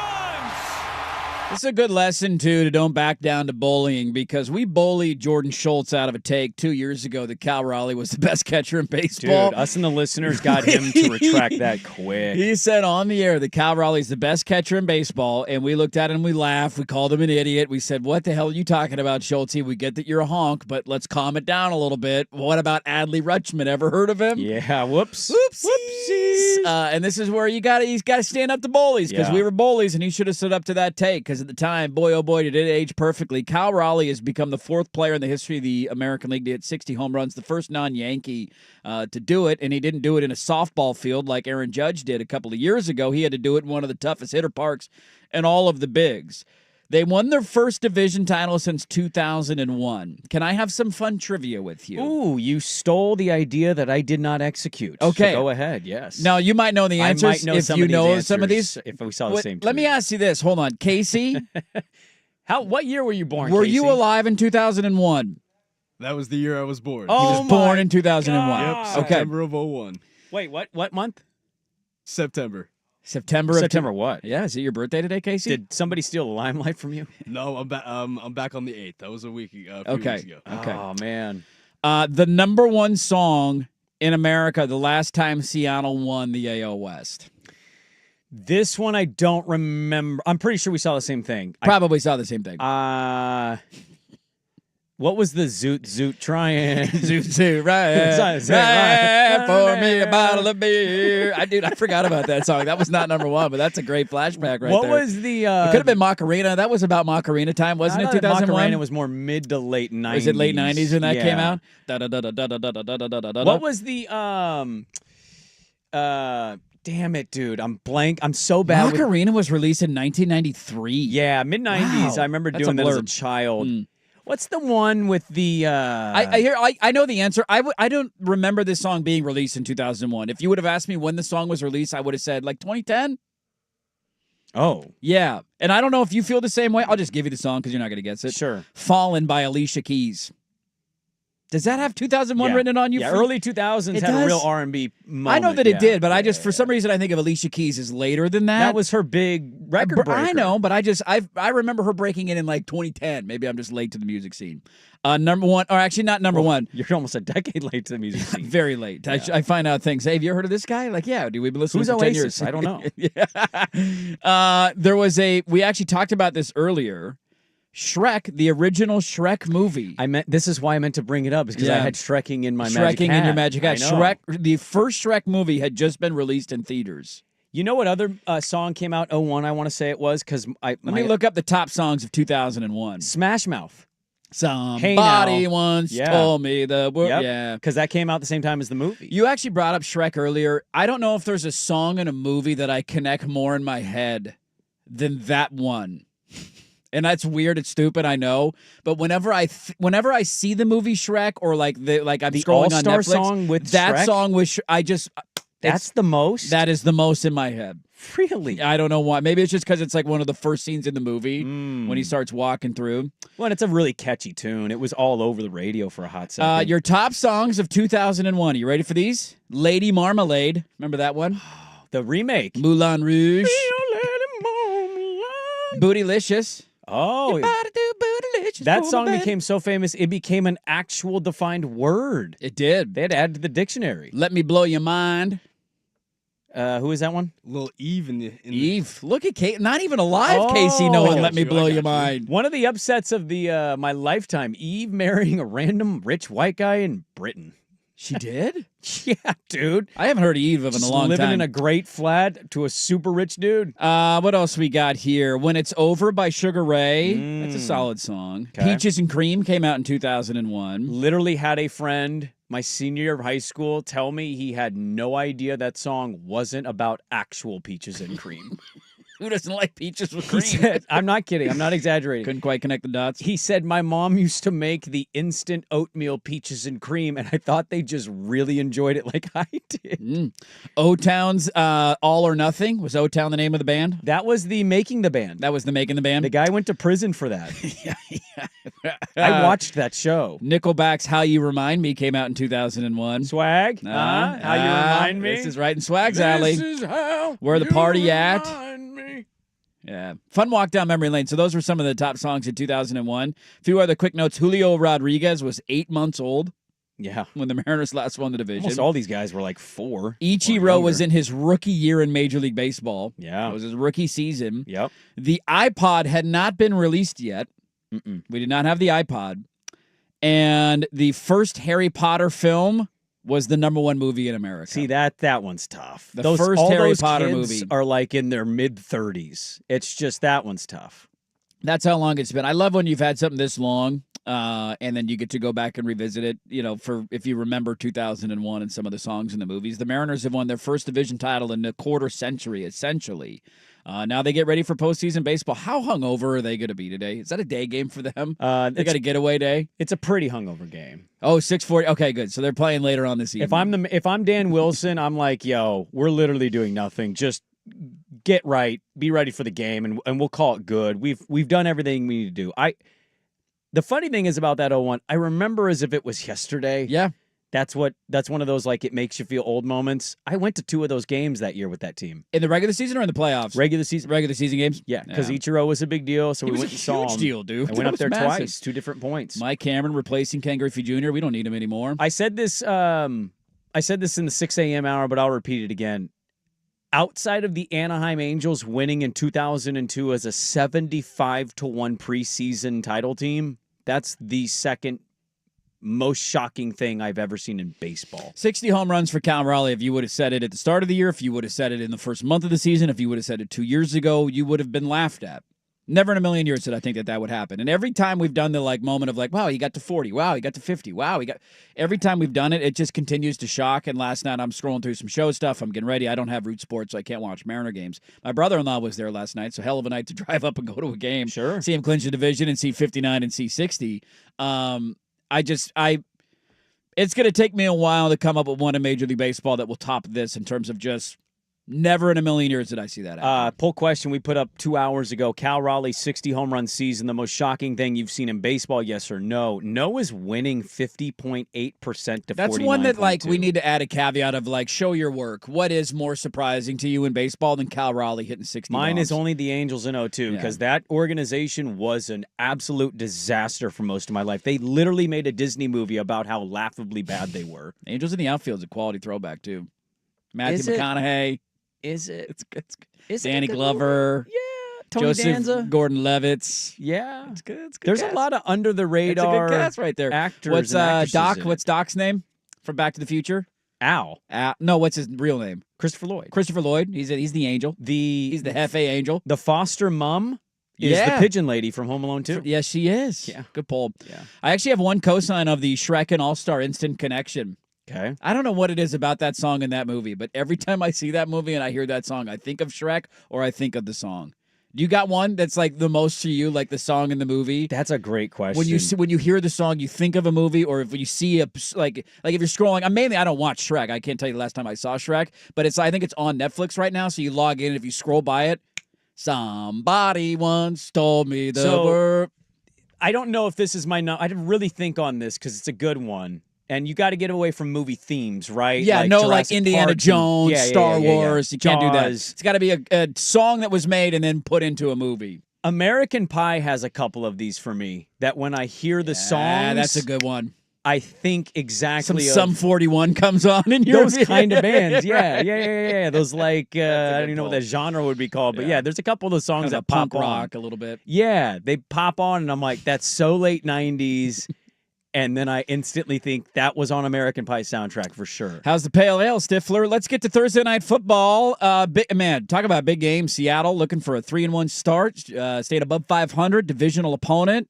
Does anybody enjoy watching the Cardinals play football? We'll dive into that Thursday Night Football preview next. 105.1 FM, The Fan. Dutch Game Day hits the road.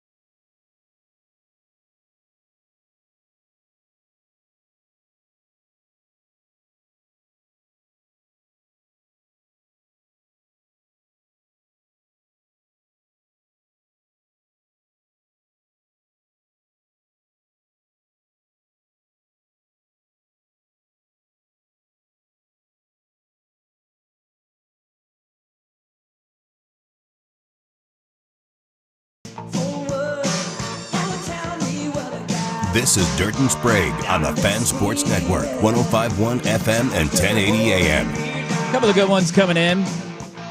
CCR's walking out my front door with Big Lebowski is a great poll. It's a great poll. Couple of Danger Zones with Top Gun. Yeah, I mean, how do you? Now, was Danger Zone made for Top Gun, or was it a song that was already a song and then they put it in Top Gun? Because I don't know the answer to that. But that's a great, I mean... Yeah, it was. It was made for the movie? Well, God, I just don't trust Google AI Don't results. trust Google AI. It does say Kenny Loggins... like they hired him to make a song for Top Gun, and that's the song that he made? He made it for Top Gun, and then they hired him to re-record it for Top Gun Maverick. Ah, got it. Okay. That was according to Variety. Somebody also said, how do I live with Con Air? It's an under the radar poll. And we got Rebecca Black Friday with Dirt and Sprague. Hey! there we go. There you go. All those things Friday, are equal. Friday. Hallelujah, it's Friday. We didn't talk a lot about the Seahawks at the end of last week because, they're playing the Saints. And then we didn't talk a lot about the Seahawks earlier this week because, they beat the Saints. Yeah. Interesting game, though, tonight. Like, I get nothing out of watching the Cardinals. If you told me I could never watch a Cardinal game the rest of my life, I wouldn't be upset with you. I posted that poll question, by the way. About the Cardinals? Yeah, I said... Does anybody get excited to watch Does the anyone Cardinals? enjoy watching the Arizona Cardinals play football, yes or no? And no is winning. Do even Cardinal fans enjoy watching their team play? Like, when was the last time you were excited to watch your team play? I'm sure there's delusional fans out there, but Kurt Warner? The rational ones, that's a Carson Palmer? Yeah, that's a long... They were in an NFC title game, and they got their teeth kicked in by the Panthers with Palmer. Yeah, I would say, like... I think they had that. Well, they had that one playoff year with Cliff where they got annihilated in the playoff game against the Rams. They did. They made it one time. That team was okay to watch. Yeah. That was exciting little Kyler. Kyler. It's tiny little feet. Every team in the NFC West is above 500. That will change tonight. Obviously, Seattle and Arizona are both at 2-1. And this feels like a decently big game for the Seahawks, does it not? Like, you have the win over Pittsburgh. You get off, on the board, you get one. Then you beat the Saints, and you're just not going to take anything from that game. Well, why is this game not big for Arizona? Because I don't care about Arizona, primarily. It is. You're not wrong, but I just don't care about Arizona. Like, if Arizona wins, am I going to change my stance on them? Look at you being little brother caring about Seattle. I am. To me, it's more interesting for them. Like, I think they have a better head coach. I think they feel like the better team. Right? Like, they are heading in a better direction, I would argue, where the Cardinals are just stuck being the same Cardinals team they've been for 5 years. And their top pick from a year ago might not be able to catch a football anymore, which is a tad alarming. Darnold is actually, one of the biggest concerns about getting him, and I just saw this from our guy Brady Henderson. Mm-hmm. One of the biggest concerns when in the offseason, we talked about this ad nauseum, was how good Geno was under pressure and how quickly he got rid of the ball, and that's a concern with Darnold. He holds on to the football too long, and our guy Brady Henderson put out some numbers saying Darnold's only been sacked 3 times in 3 games, and he's also done his part. He has the 10th fastest average time before a throw. So hiking the ball and getting rid of it quickly. He's not holding on to it too long. And he's shown the ability, including in a big play, to not just escape pressure, but create big plays on scrambles. And it just, I jokingly say it, like if the Cardinals win, you could say the same argument for them of they'd be 3-1 and the NFC West, hell, maybe it's wide open because the Niners have like 4 healthy players remaining on their roster. Sure. But this seems like one for Seattle of like 3-1 would be a hell of a start for Mike McDonald after the way their season started, losing at home in a game they felt like they should have won against San Francisco. Yeah, it's interesting because I thought that Pittsburgh game, you go back a couple weeks ago, I know they handled the Saints. You're not taking anything away from wins over the Saints. The Saints are quite literally the second worst pass rushing unit in the NFL. Yes. San Francisco's 10th. They just lost Bosa, so that I'm sure that's going to go down a little bit more. Steelers are technically, according to PFF grades, the 4th best pass rush unit in the NFL. Now, I know. Sometimes defense has been terrible. Yeah. But you remember that game. It was a pretty ugly game. It was. Yes, it was. And Darnold, like I think of that pivotal 3rd down where he kind of spun out. He ran to the sideline and he just tossed the ball and they got that big 1st down. Mm-hmm. He's been fine. I think what kind of changes some of these metrics, it has to be the Saint game, right? Like the Niner game, he was awful. He threw like 2 real passes the whole game. That offense was dreadful. Steeler game, I'm not going to act like he lit him up. He was fine. He also got a lot of credit for that little screenplay to Kenneth Walker on the long touchdown. Let's not act like not knowing if football's live in the back of the end zone and a free 7 points doesn't have a big impact on the outcome. Seattle's defense has been really good. They've not had their stud rookie that they just drafted. He's going to be out again. He's listed as doubtful tonight. They're going to start to get some guys back. So I think the defensive line has been one of the best units in the sport. They're not even blitzing that much, and they're generating some of the best pressure in the entire league. I don't know how much I'm really going to rely on what I've seen through 3 games where they barely struggled. They struggled to score against Pittsburgh. They almost didn't score at all against San Francisco. That game was awful. And then they fumbled away a chance to win the game at the end. And the Saints game was like everything goes your way immediately. Here we go. Saints, it checks out early. It's not to take anything away from the Seahawks. It's just to simply say we'll get a little bit of a better measure. I think Arizona's defense is good. I don't know how good the offense is going to do. I find Marvin Harrison Jr. to be a little bit of a not quite the hyped prospect. Their defense has been good. I don't know how in on Sam Darnold I'm fully going to go yet. There's going to be no Charbonnet tonight. He's out again. How dare you be rational? Well, I mean, I think that's what we need to do here. It's a lot of opinions are coming in on these teams 3 weeks in, and we do this every year. Yeah. I'm not going to go over my skis. It is a pivotal game for both, and I tend to agree with you. Seattle is the better team. I don't know if that means they're going to win. No. Or even cover some number. No, it's basically a pick 'em if I'm not wrong. I think it's a 1.5 point spread tonight. So you're essentially. Oh, really? I thought it was a higher spread than that. Let me see. ESPN's telling me 1.5 Okay. Seattle. Let me see what DraftKings says on my phone. All right. I don't know why, but maybe I had a number. Is that a trap? Is 1.5 a trap? Am I falling into that trap? I can't begin to tell you what's a yeah, trap. DraftKings and what's not 1.5. 1.5 is your line for tonight. Okay. Over under 43. I feel pretty good about that under, but maybe I'm wrong there. This seems like an ugly Thursday night defensive game. I mean, are we not looking at that score last weekend and kind of telling ourselves the offense is something that it hasn't quite been? Now, Torrey Horton's been great. Yeah. And big game last weekend, and a nice little start to his career. He's Justin Jefferson now. JS. I did see that. I went, oh. That's the offensive coordinator saying that, by the way, hinting at that being Justin Jefferson. JSN has been every bit the hype that we thought he would be coming in. He's been great. Let's continue to see how this evolves before we conclude Darnold is easily the upgrade over Geno Smith and the offense is this or that. It's a big test for them, and it's a short week. So you're going on the road, short week. And you had a big blowout win. You're feeling great. Arizona, I think, choked the game away against San Francisco. Yes. It's a weird spot. And based on what we saw last week, who the hell knows what's going to happen? Some really good ones coming in that we totally whiffed on. Yeah, I'd love to hear them. Power of Love, Back to Future.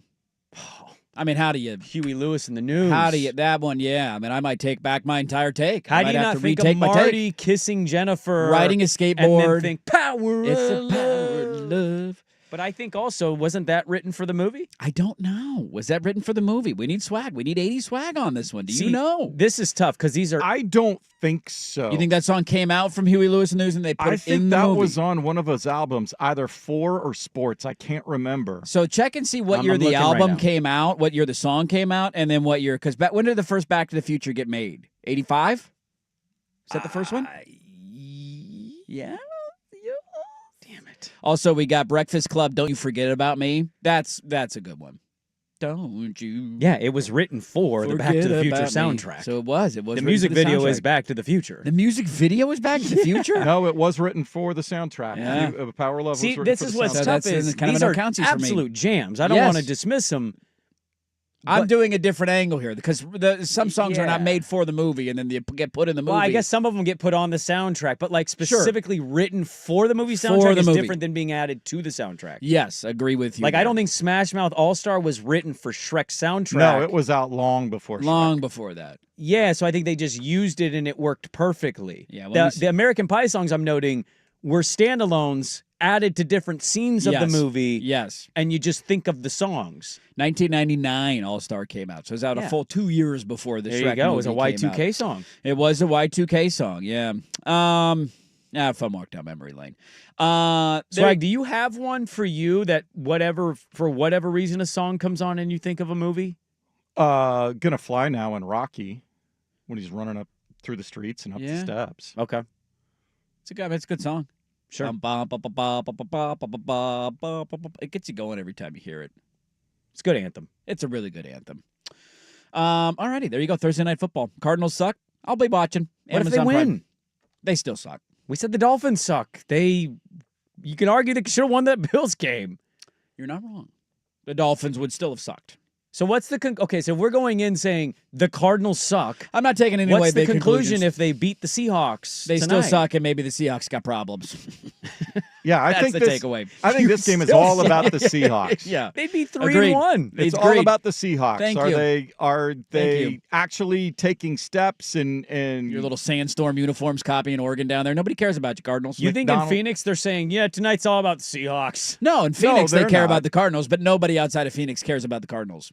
Do we have a single Cardinal fan in our audience? Who outside of Seattle, and I guess you can count Portland, cares about the Seahawks? Look, it's a valid argument. I'd argue they're the Pacific Northwest Cardinals. They got a Super Bowl. That's true. You're right. And they've been to another one. You're not wrong. They've been to the playoffs. They've had won way more playoff success games. than the Cardinals. Yes. You're right. I'll take it back. Take it back. Let me walk that. The Cardinals are more known for Jerry Maguire than they are anything the Cardinals have done. Okay, I'll walk it back. I take it back. Take it back. Take it back. How dare you? All righty. A little bit more to get to, including a couple of nuggies in college football. We'll dive into those next. But first, here's us with a update. Now, from the George McCoy at Warren Allen Sports Desk, a Sports Center update on the Fan Sports Network, 105.1 FM and 1080 AM. First on the Fan, after a little juggling of the schedule due to inclement weather out there on Long Island. The Ryder Cup opening ceremonies were yesterday, so today they've had to take to a different venue. 1 o'clock, we will get the announcement of the pairings for Session 1 of the United States, who is a minus 150 favorite at home. Europe plus 170, underdog on the money line. And then your first match is tomorrow morning, 4:10 a.m. It'll be foursomes, alternate shot to start play. You can see live coverage on the USA Network if you're up early with us. Have you ever played alternate shot? No. Very stressful form of golf. Everybody's, you got to Incredibly make sure. Because every shot that you hit, your teammate has to go hit the next A shot. lot So of if you hit a discussions shank, on, you put a guy who's behind a using rock whose or behind a ball. tree. Like, dude, stop screwing me over here. I have a golf confession that I am deathly afraid to say on air, but I want to talk about it with you guys. Okay, you want to get to Okay. that next? We can talk golf if you want. We can get to that. Ryder Cup, baby. Scientists have discovered a weird and wacky quirk regarding poisonous frog sex. Several species of male poisonous frogs are being found to use a swollen fingertip to stimulate the female while having sex. What do you use? Swollen fingertip. A lot of golfers are on their own head. You do the alphabet. A lot of golfers are in their own head. They think too much. It's been one of my biggest problems on the golf course. Sure. I love this answer so much from Victor Hovland, who has become one of my favorite golfers. He was asked about the things that the American crowd will yell at him, and they can get nasty in the Ryder Cup. It's a lot of intensity and booing and all that. And he said it won't affect him, and you know why? He said, because anything that they say won't come close to the thoughts that I have about myself in my own head. Yeah, that's true. Amen. There you go. More Ryder Cup and swollen tip stories in 30 minutes. Jason Swigard from the George McCoy at Warren Allen Sports Desk. Hurt and missing work. Insurance companies acting like jerks. Don't call your mom. Call George McCoy at warrenallen.com. The Fan is live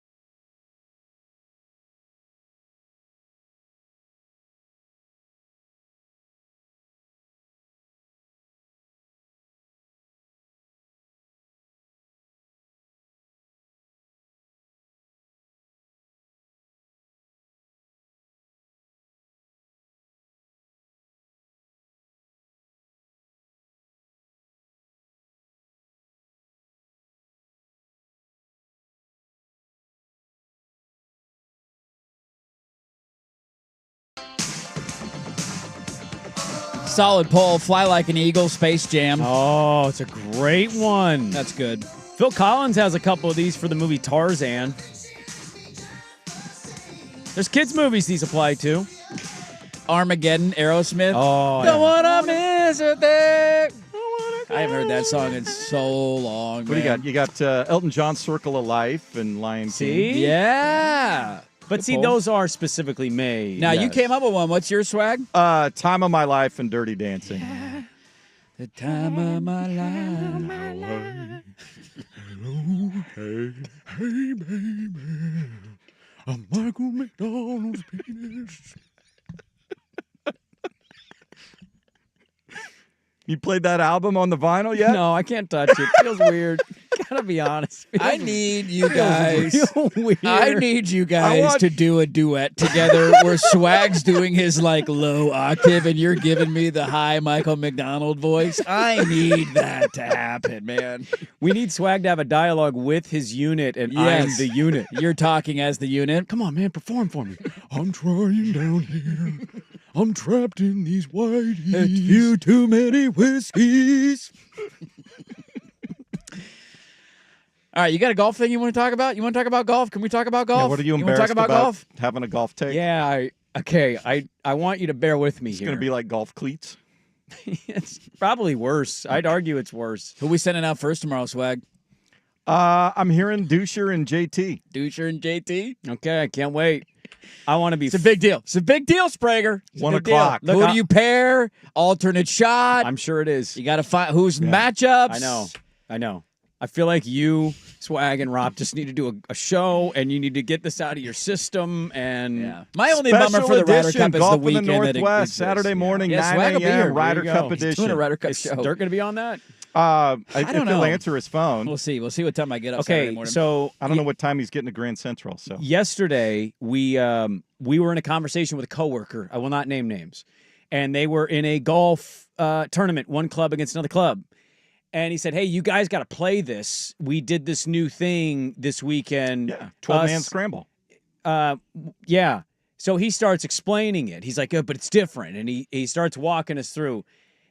And this is not just that person. This is quite literally every single time I have been involved with the bachelor party outing with golf, a coworker, a fan golf classic. I don't know any format, and I can't remember any format, and I don't know what it is, but when I'm explaining the format, you kind of blank out. It might as well be the Charlie Brown teacher. Want, want. And you could quiz me a million times. Hey, what did we play at the Fan Golf Classic? Shamble, baby. I would have said scramble. I don't know. Texas Hold'em. I don't know what these are called. Texas Hold'em would be a fun golf format. But 99% of the Who's time. coming on the river, if you know what I mean, huh? Unless I'm just doing a random, hey, there's 4 guys, we're golfing, keep your score. Yeah. I have no idea how it's I just don't want working. to suck out on the turn. That's pretty much what I'm trying to avoid. That's not a bad take. I'm this way with if I play like a board game or a card game I've never played before and somebody's taking the time to explain it to me, I do the same thing where I'm like, can we just start playing and I'll figure it out? Like that, yeah. I just just tell me what I need to do. Okay, I got 5 cards. What am I looking for? Okay. All right, now I got it. Take me a couple hands and I'll figure it out. Sure. That's not a bad take at all. Some of it's pretty simple, like alternate shots, a team of 2, and you hit every other. You don't. I mean, I get it's in the name. It's alternate. You but alternate when he back was and explaining forth. our coworker yesterday, this. Yeah, it was like a 12-man scramble where you essentially team up with a different guy every 3 holes over 2 days, and it's a way to even out all the handicaps and all the teams, and you have a running leaderboard, and everybody ends up somewhat close together. Yeah. Just you saying very that convoluted. Overwhelmed me like I was My in buddy math class Tommy's this again. way with golf, where like we'll show up and he'll be like, "What's the format?" And it's just like, okay, now this is even going over my head. Some of the gambling stuff too, where you're like Nassau's and all those sorts of things. That's where I'll get a little lost. Usually the format I can keep up with, unless it's so convoluted. It's like we're doing something different every hole. I also get frustrated when it's like, it's my turn to putt. I have a 6-footer. Like, there's a confidence-building putt there, and they're like, Sprager, pick it up, down 1, up 2, we'll go carry it over. And I'm like, I can't even hit this putt? Like, I can't even putt it? This is ridiculous. You can, putt it up. No, Putt it up. but it's always like, That one Sprague, doesn't pick matter. it up, down 2, up 3, we got to go, we're 4 over. fastball next. Like, what? I'm so lost. If you ever play golf with Sprague, just know one thing, and one thing only. He has no idea what's happening. Well, that and the ball's hitting the hole. Yeah. The ball, if He's you play putting out. golf with Sprague, it doesn't matter if you tell him it's good. It doesn't matter if it's 2 inches. 2 inches for some is a lot. Doesn't matter. That ball's hitting the hole. I like the sound. He wants to hear the I love sound. the sound. He wants to build the confidence, and he's going to put the ball in the hole. I probably paid $75 for that sound. Tour. I want to hear the sound. Yeah, you want to hear the sound at the end of it, you know? And Gotta keep grinding. also, any truthers out there in the golf world, when they tell you it's good hitting the putt, it doesn't count all of a sudden. You get a free putt. Yeah, it's actually a great feeling. You still hit the putt. That's actually a USGA rule. If you. they give you the putt, you are still allowed to hit the putt, and it does not count. Put it on the board. You were given the putt. Thank you. You're allowed to hit practice putts after a hole's over, too. That's allowable. I'm not right on everything in golf, but I have some right takes. I have some right takes. Well, there's only that's not a bad 3 take. formats you have to worry about at the Ryder Cup. You want to lay it out for him? Foursomes. Foursomes. Which is alternate shot. Yeah, okay. 4-ball, which is best ball with So 2 everybody, teams. so it's 2-on-2. So Everybody they play against. plays their own ball. Yep. But the best score Best of the two score counts. Gotcha. Is Does that your make team sense? score. Yep. And then Sunday is singles, so it's just one-on-one. straight up. I got that one. And that's where Match you play. can give putts. That's where it's match play. Yeah, you yeah, can, yeah. if you're 2 feet away, you can give, and then that becomes the con. I love match play because of the vitriol that will exist at some point in the round over petty. a given or non-given Don't putt. the Euros love to never give you the putt? Isn't that? Well, a You thing will that I see remember? glances of guys of like, really, you're going to make me Yeah. putt this? You're Yeah. real, like, And then turn once around like, oh, okay. It's all right. about who's going to do that first, because usually the first few holes, You kind of feeling breaking loosey-goosey. in, It's Yeah, like, you're fine. it's That's 3.5, but it's Yeah. straight. It's going Road in. team And needs to then- do it first. Yeah, and then you get to the end of the round and Then you're sweating you over. get somewhere around the Yep. 8th, 9th hole. Maybe somebody's got they're 2 up, and you've got like a 18-incher left, and they're not giving it to you. Yeah. And then it's on. How I'm known this way as a golfer. I'm a give slut. That's because you want it in return. I give it away very easy. I'm a loosey goosey. We're out. We're having fun. If I'm playing for money or there's something on the line, I'm not that way. Because you're insecure and your dad didn't love you. But if I'm playing golf, I'm looking to please. I'm looking to satisfy. Yeah, You're good. You're good. Yeah, you Especially if it's been like I'm super aggressive when it comes to like if I've seen you have a rough hole and you're sweating over like a 5-footer for double bogey. Like, dude, you're good. Just you're good. Yeah, if it's Pack it up. 5-footer, nobody Pack it should up be and picking go, that up. Pack it up and go to the next hole. You're fine. Put it out. What are you- 5-footer? What are you sweating over here? A all right? 5-footer? We're out here having fun, man. Brett, you write that 6 down and you go to number 2, buddy. Yeah, but then Next hole's going to be better for you. I also know how petty you are. You put that in the back of your mind, like, dude, I'd seen you missed a 5-footer before. Now I'm standing over a 4-footer for par. Like, hey, little help here. Little help here. Remember the first 8 holes? Yeah. Give it away left and right. Well, we find out today. Save my college nuggies for tomorrow. We find out today, 4 o'clock. 1 o'clock, 4 o'clock. 4 o'clock Eastern, 1 o'clock our time. Matchups. Foursomes. Oh, man. It's going to be fun. It's crazy. Waking up early. The so- buzz. Group chat's going to be lighting up today at 1 o'clock. Boop, boop, boop, boop, boop, boop, boop, boop. Who we teaming up? Can't wait to What find group out. chat do you have? All right. I mean, Swagger could be going back and forth. So our group chat. Yeah, our group chat. I'll be up. I'll be watching it live. 4 a.m. start tomorrow, I'll man. Be in the garage. Yeah, my only complaint is I just wish, and they have no control over this, but like there's been some weekends of football so far that I'm like, you know what, there's not a lot going on. This is like the best weekend of college football I feel like we've had in forever. Yeah. The problem is the Ryder Cup's playing like 5 Oh, years it's in set advance. in stone. There's no control over it. I Yeah. get it. It's just like, man, 2 weeks ago when we were like, what are we going to watch this weekend? Would have been great to tie in the Ryder Cup, and now we got a great weekend of football ahead. But it's going to make the weekend awesome. We'll have a ton more on our Football Friday show tomorrow. Let's wrap it up with some poll questions. Final thoughts on Thursday Night Football. Next, 105.1 FM, The Fan.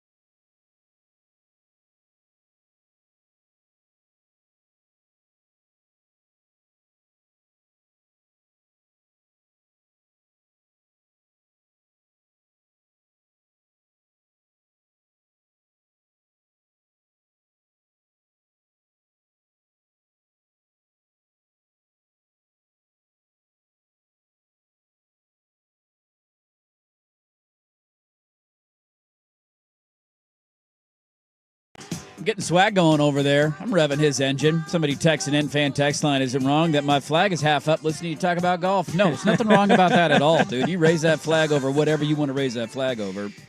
Stand salute. Let's take a look at the poll question, shall we? Not a lot of time here before we kick it to the gentleman after us, Harris and Meringue, right around the corner. The firm. The firm of Harris and Meringue. Here we go. Poll questions. I got to scroll back. We got some Jake Butt texts, quotes that are coming in. Is Cal Raleigh's 60 home run season the most shocking thing that you've ever seen in baseball? 66 votes into this thing right now. We're at 50-50. It's a 50-50 split. I mean, it's a legitimate question, and I only had one other answer. So yeah. I don't know what people would vote for. Now that the Mariners have won the AL West, did Cal Raleigh lock up the AL MVP tonight with his 59th and 60th home runs? 85% of you say yes. I don't. 15%. We had somebody respond was like, Judge had a way better season. And way better season based on what? Like, okay. Yeah, but I was batting listening average, to the national, MLB tonight and stuff. They think it's a dead heat. It's not, though. Vegas is swayed. He's a minus 200 now. I mean, narratives win, right? Narratives win MVPs. If you want to tell me that there's numbers, of course there's areas in which Aaron Judge is better than Cal Raleigh. Nobody would argue against that. This idea, I heard Joe Fortenbaugh say that this morning. It's not even close to Judge has been the better player, the more valuable player. And I'm like, what? If again, based on what? One guy is the best defensive catcher in baseball. His batting average is lower. They're very evenly But if split. they reverse jerseys, it wouldn't be a debate. It's not a debate. It's all stupid. It's not a debate. It's an East Coast bias Yankee thing that just is insufferable. This would be. I have zero dog in the Mariner fight.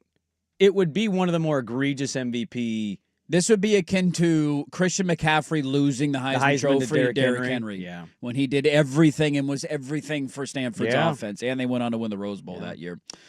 We asked, do you enjoy watching the Arizona Cardinals play football? 12% of you say yes. What is wrong with 12%? Maybe you're a Cardinal fan. Maybe you're a Cardinal fan. Maybe you got Kyler Murray on your fantasy team. A lot of Trey McBride fans out Trey there. McBride fans out there getting jacked up to watch Trey McBride play football tonight. Thursday Night Football. Do we have a random college game that's going head-to-head with this tonight? Like a stupid Army in East Carolina. That's our Thursday night game. Did Army lose last Mm. weekend?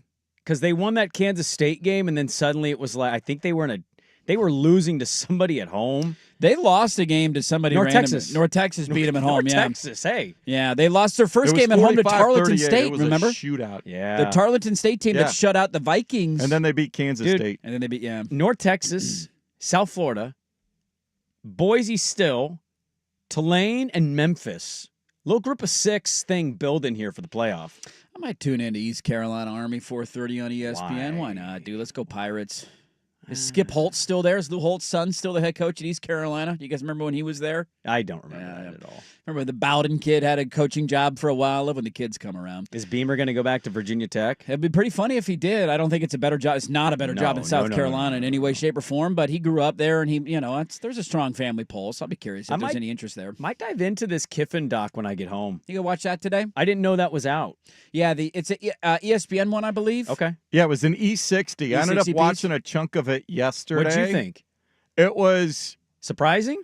He was pretty candid. It's like the many lives of Lane Kiffin or something is what it's called, whatever. Yep. He's a fascinating career, man. Being as young as he was at the Raiders and then kind of being a joke with the fire and tarmac thing and then refining his career and then becoming a joke again and then refining his career again. Like he's died. Like nobody bought his Alabama thing. They're like, oh, you're Saban. And then And it was pretty interesting when he talked about, just readjusting to life with Nick Saban. That part was pretty interesting. And he was like, why are you the way you are? And Saban explained it to him. And then Kiffin's like, oh, well, why didn't you tell me that ahead of time? I would have understood. Well, it would have gotten better. I think I heard something about isn't he the one that was at Fresno and he couldn't beat out David Carr? And so that's what brought him into coaching. I don't know. Is that a Lane Kiffin story? I thought I heard that, but yeah, I missed the beginning. I think that was his start of everything, and I assume the emotional part is when he talks about his dad. Yeah.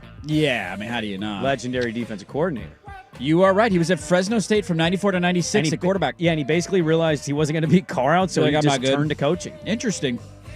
Does anybody want to Sprague the line on the game tonight? No. Can I pressure you into a Seahawk or Cardinal I have bet? no feel for this. It's Thursday night. They play weird, strange, I have no goofy idea how games this is gonna down go. I'm there. not betting the game tonight. I don't know. staying How away. much juice is on a tie? If I get enough juice on a tie, maybe I'd let a couple of nickels. 3-3, like back in the day.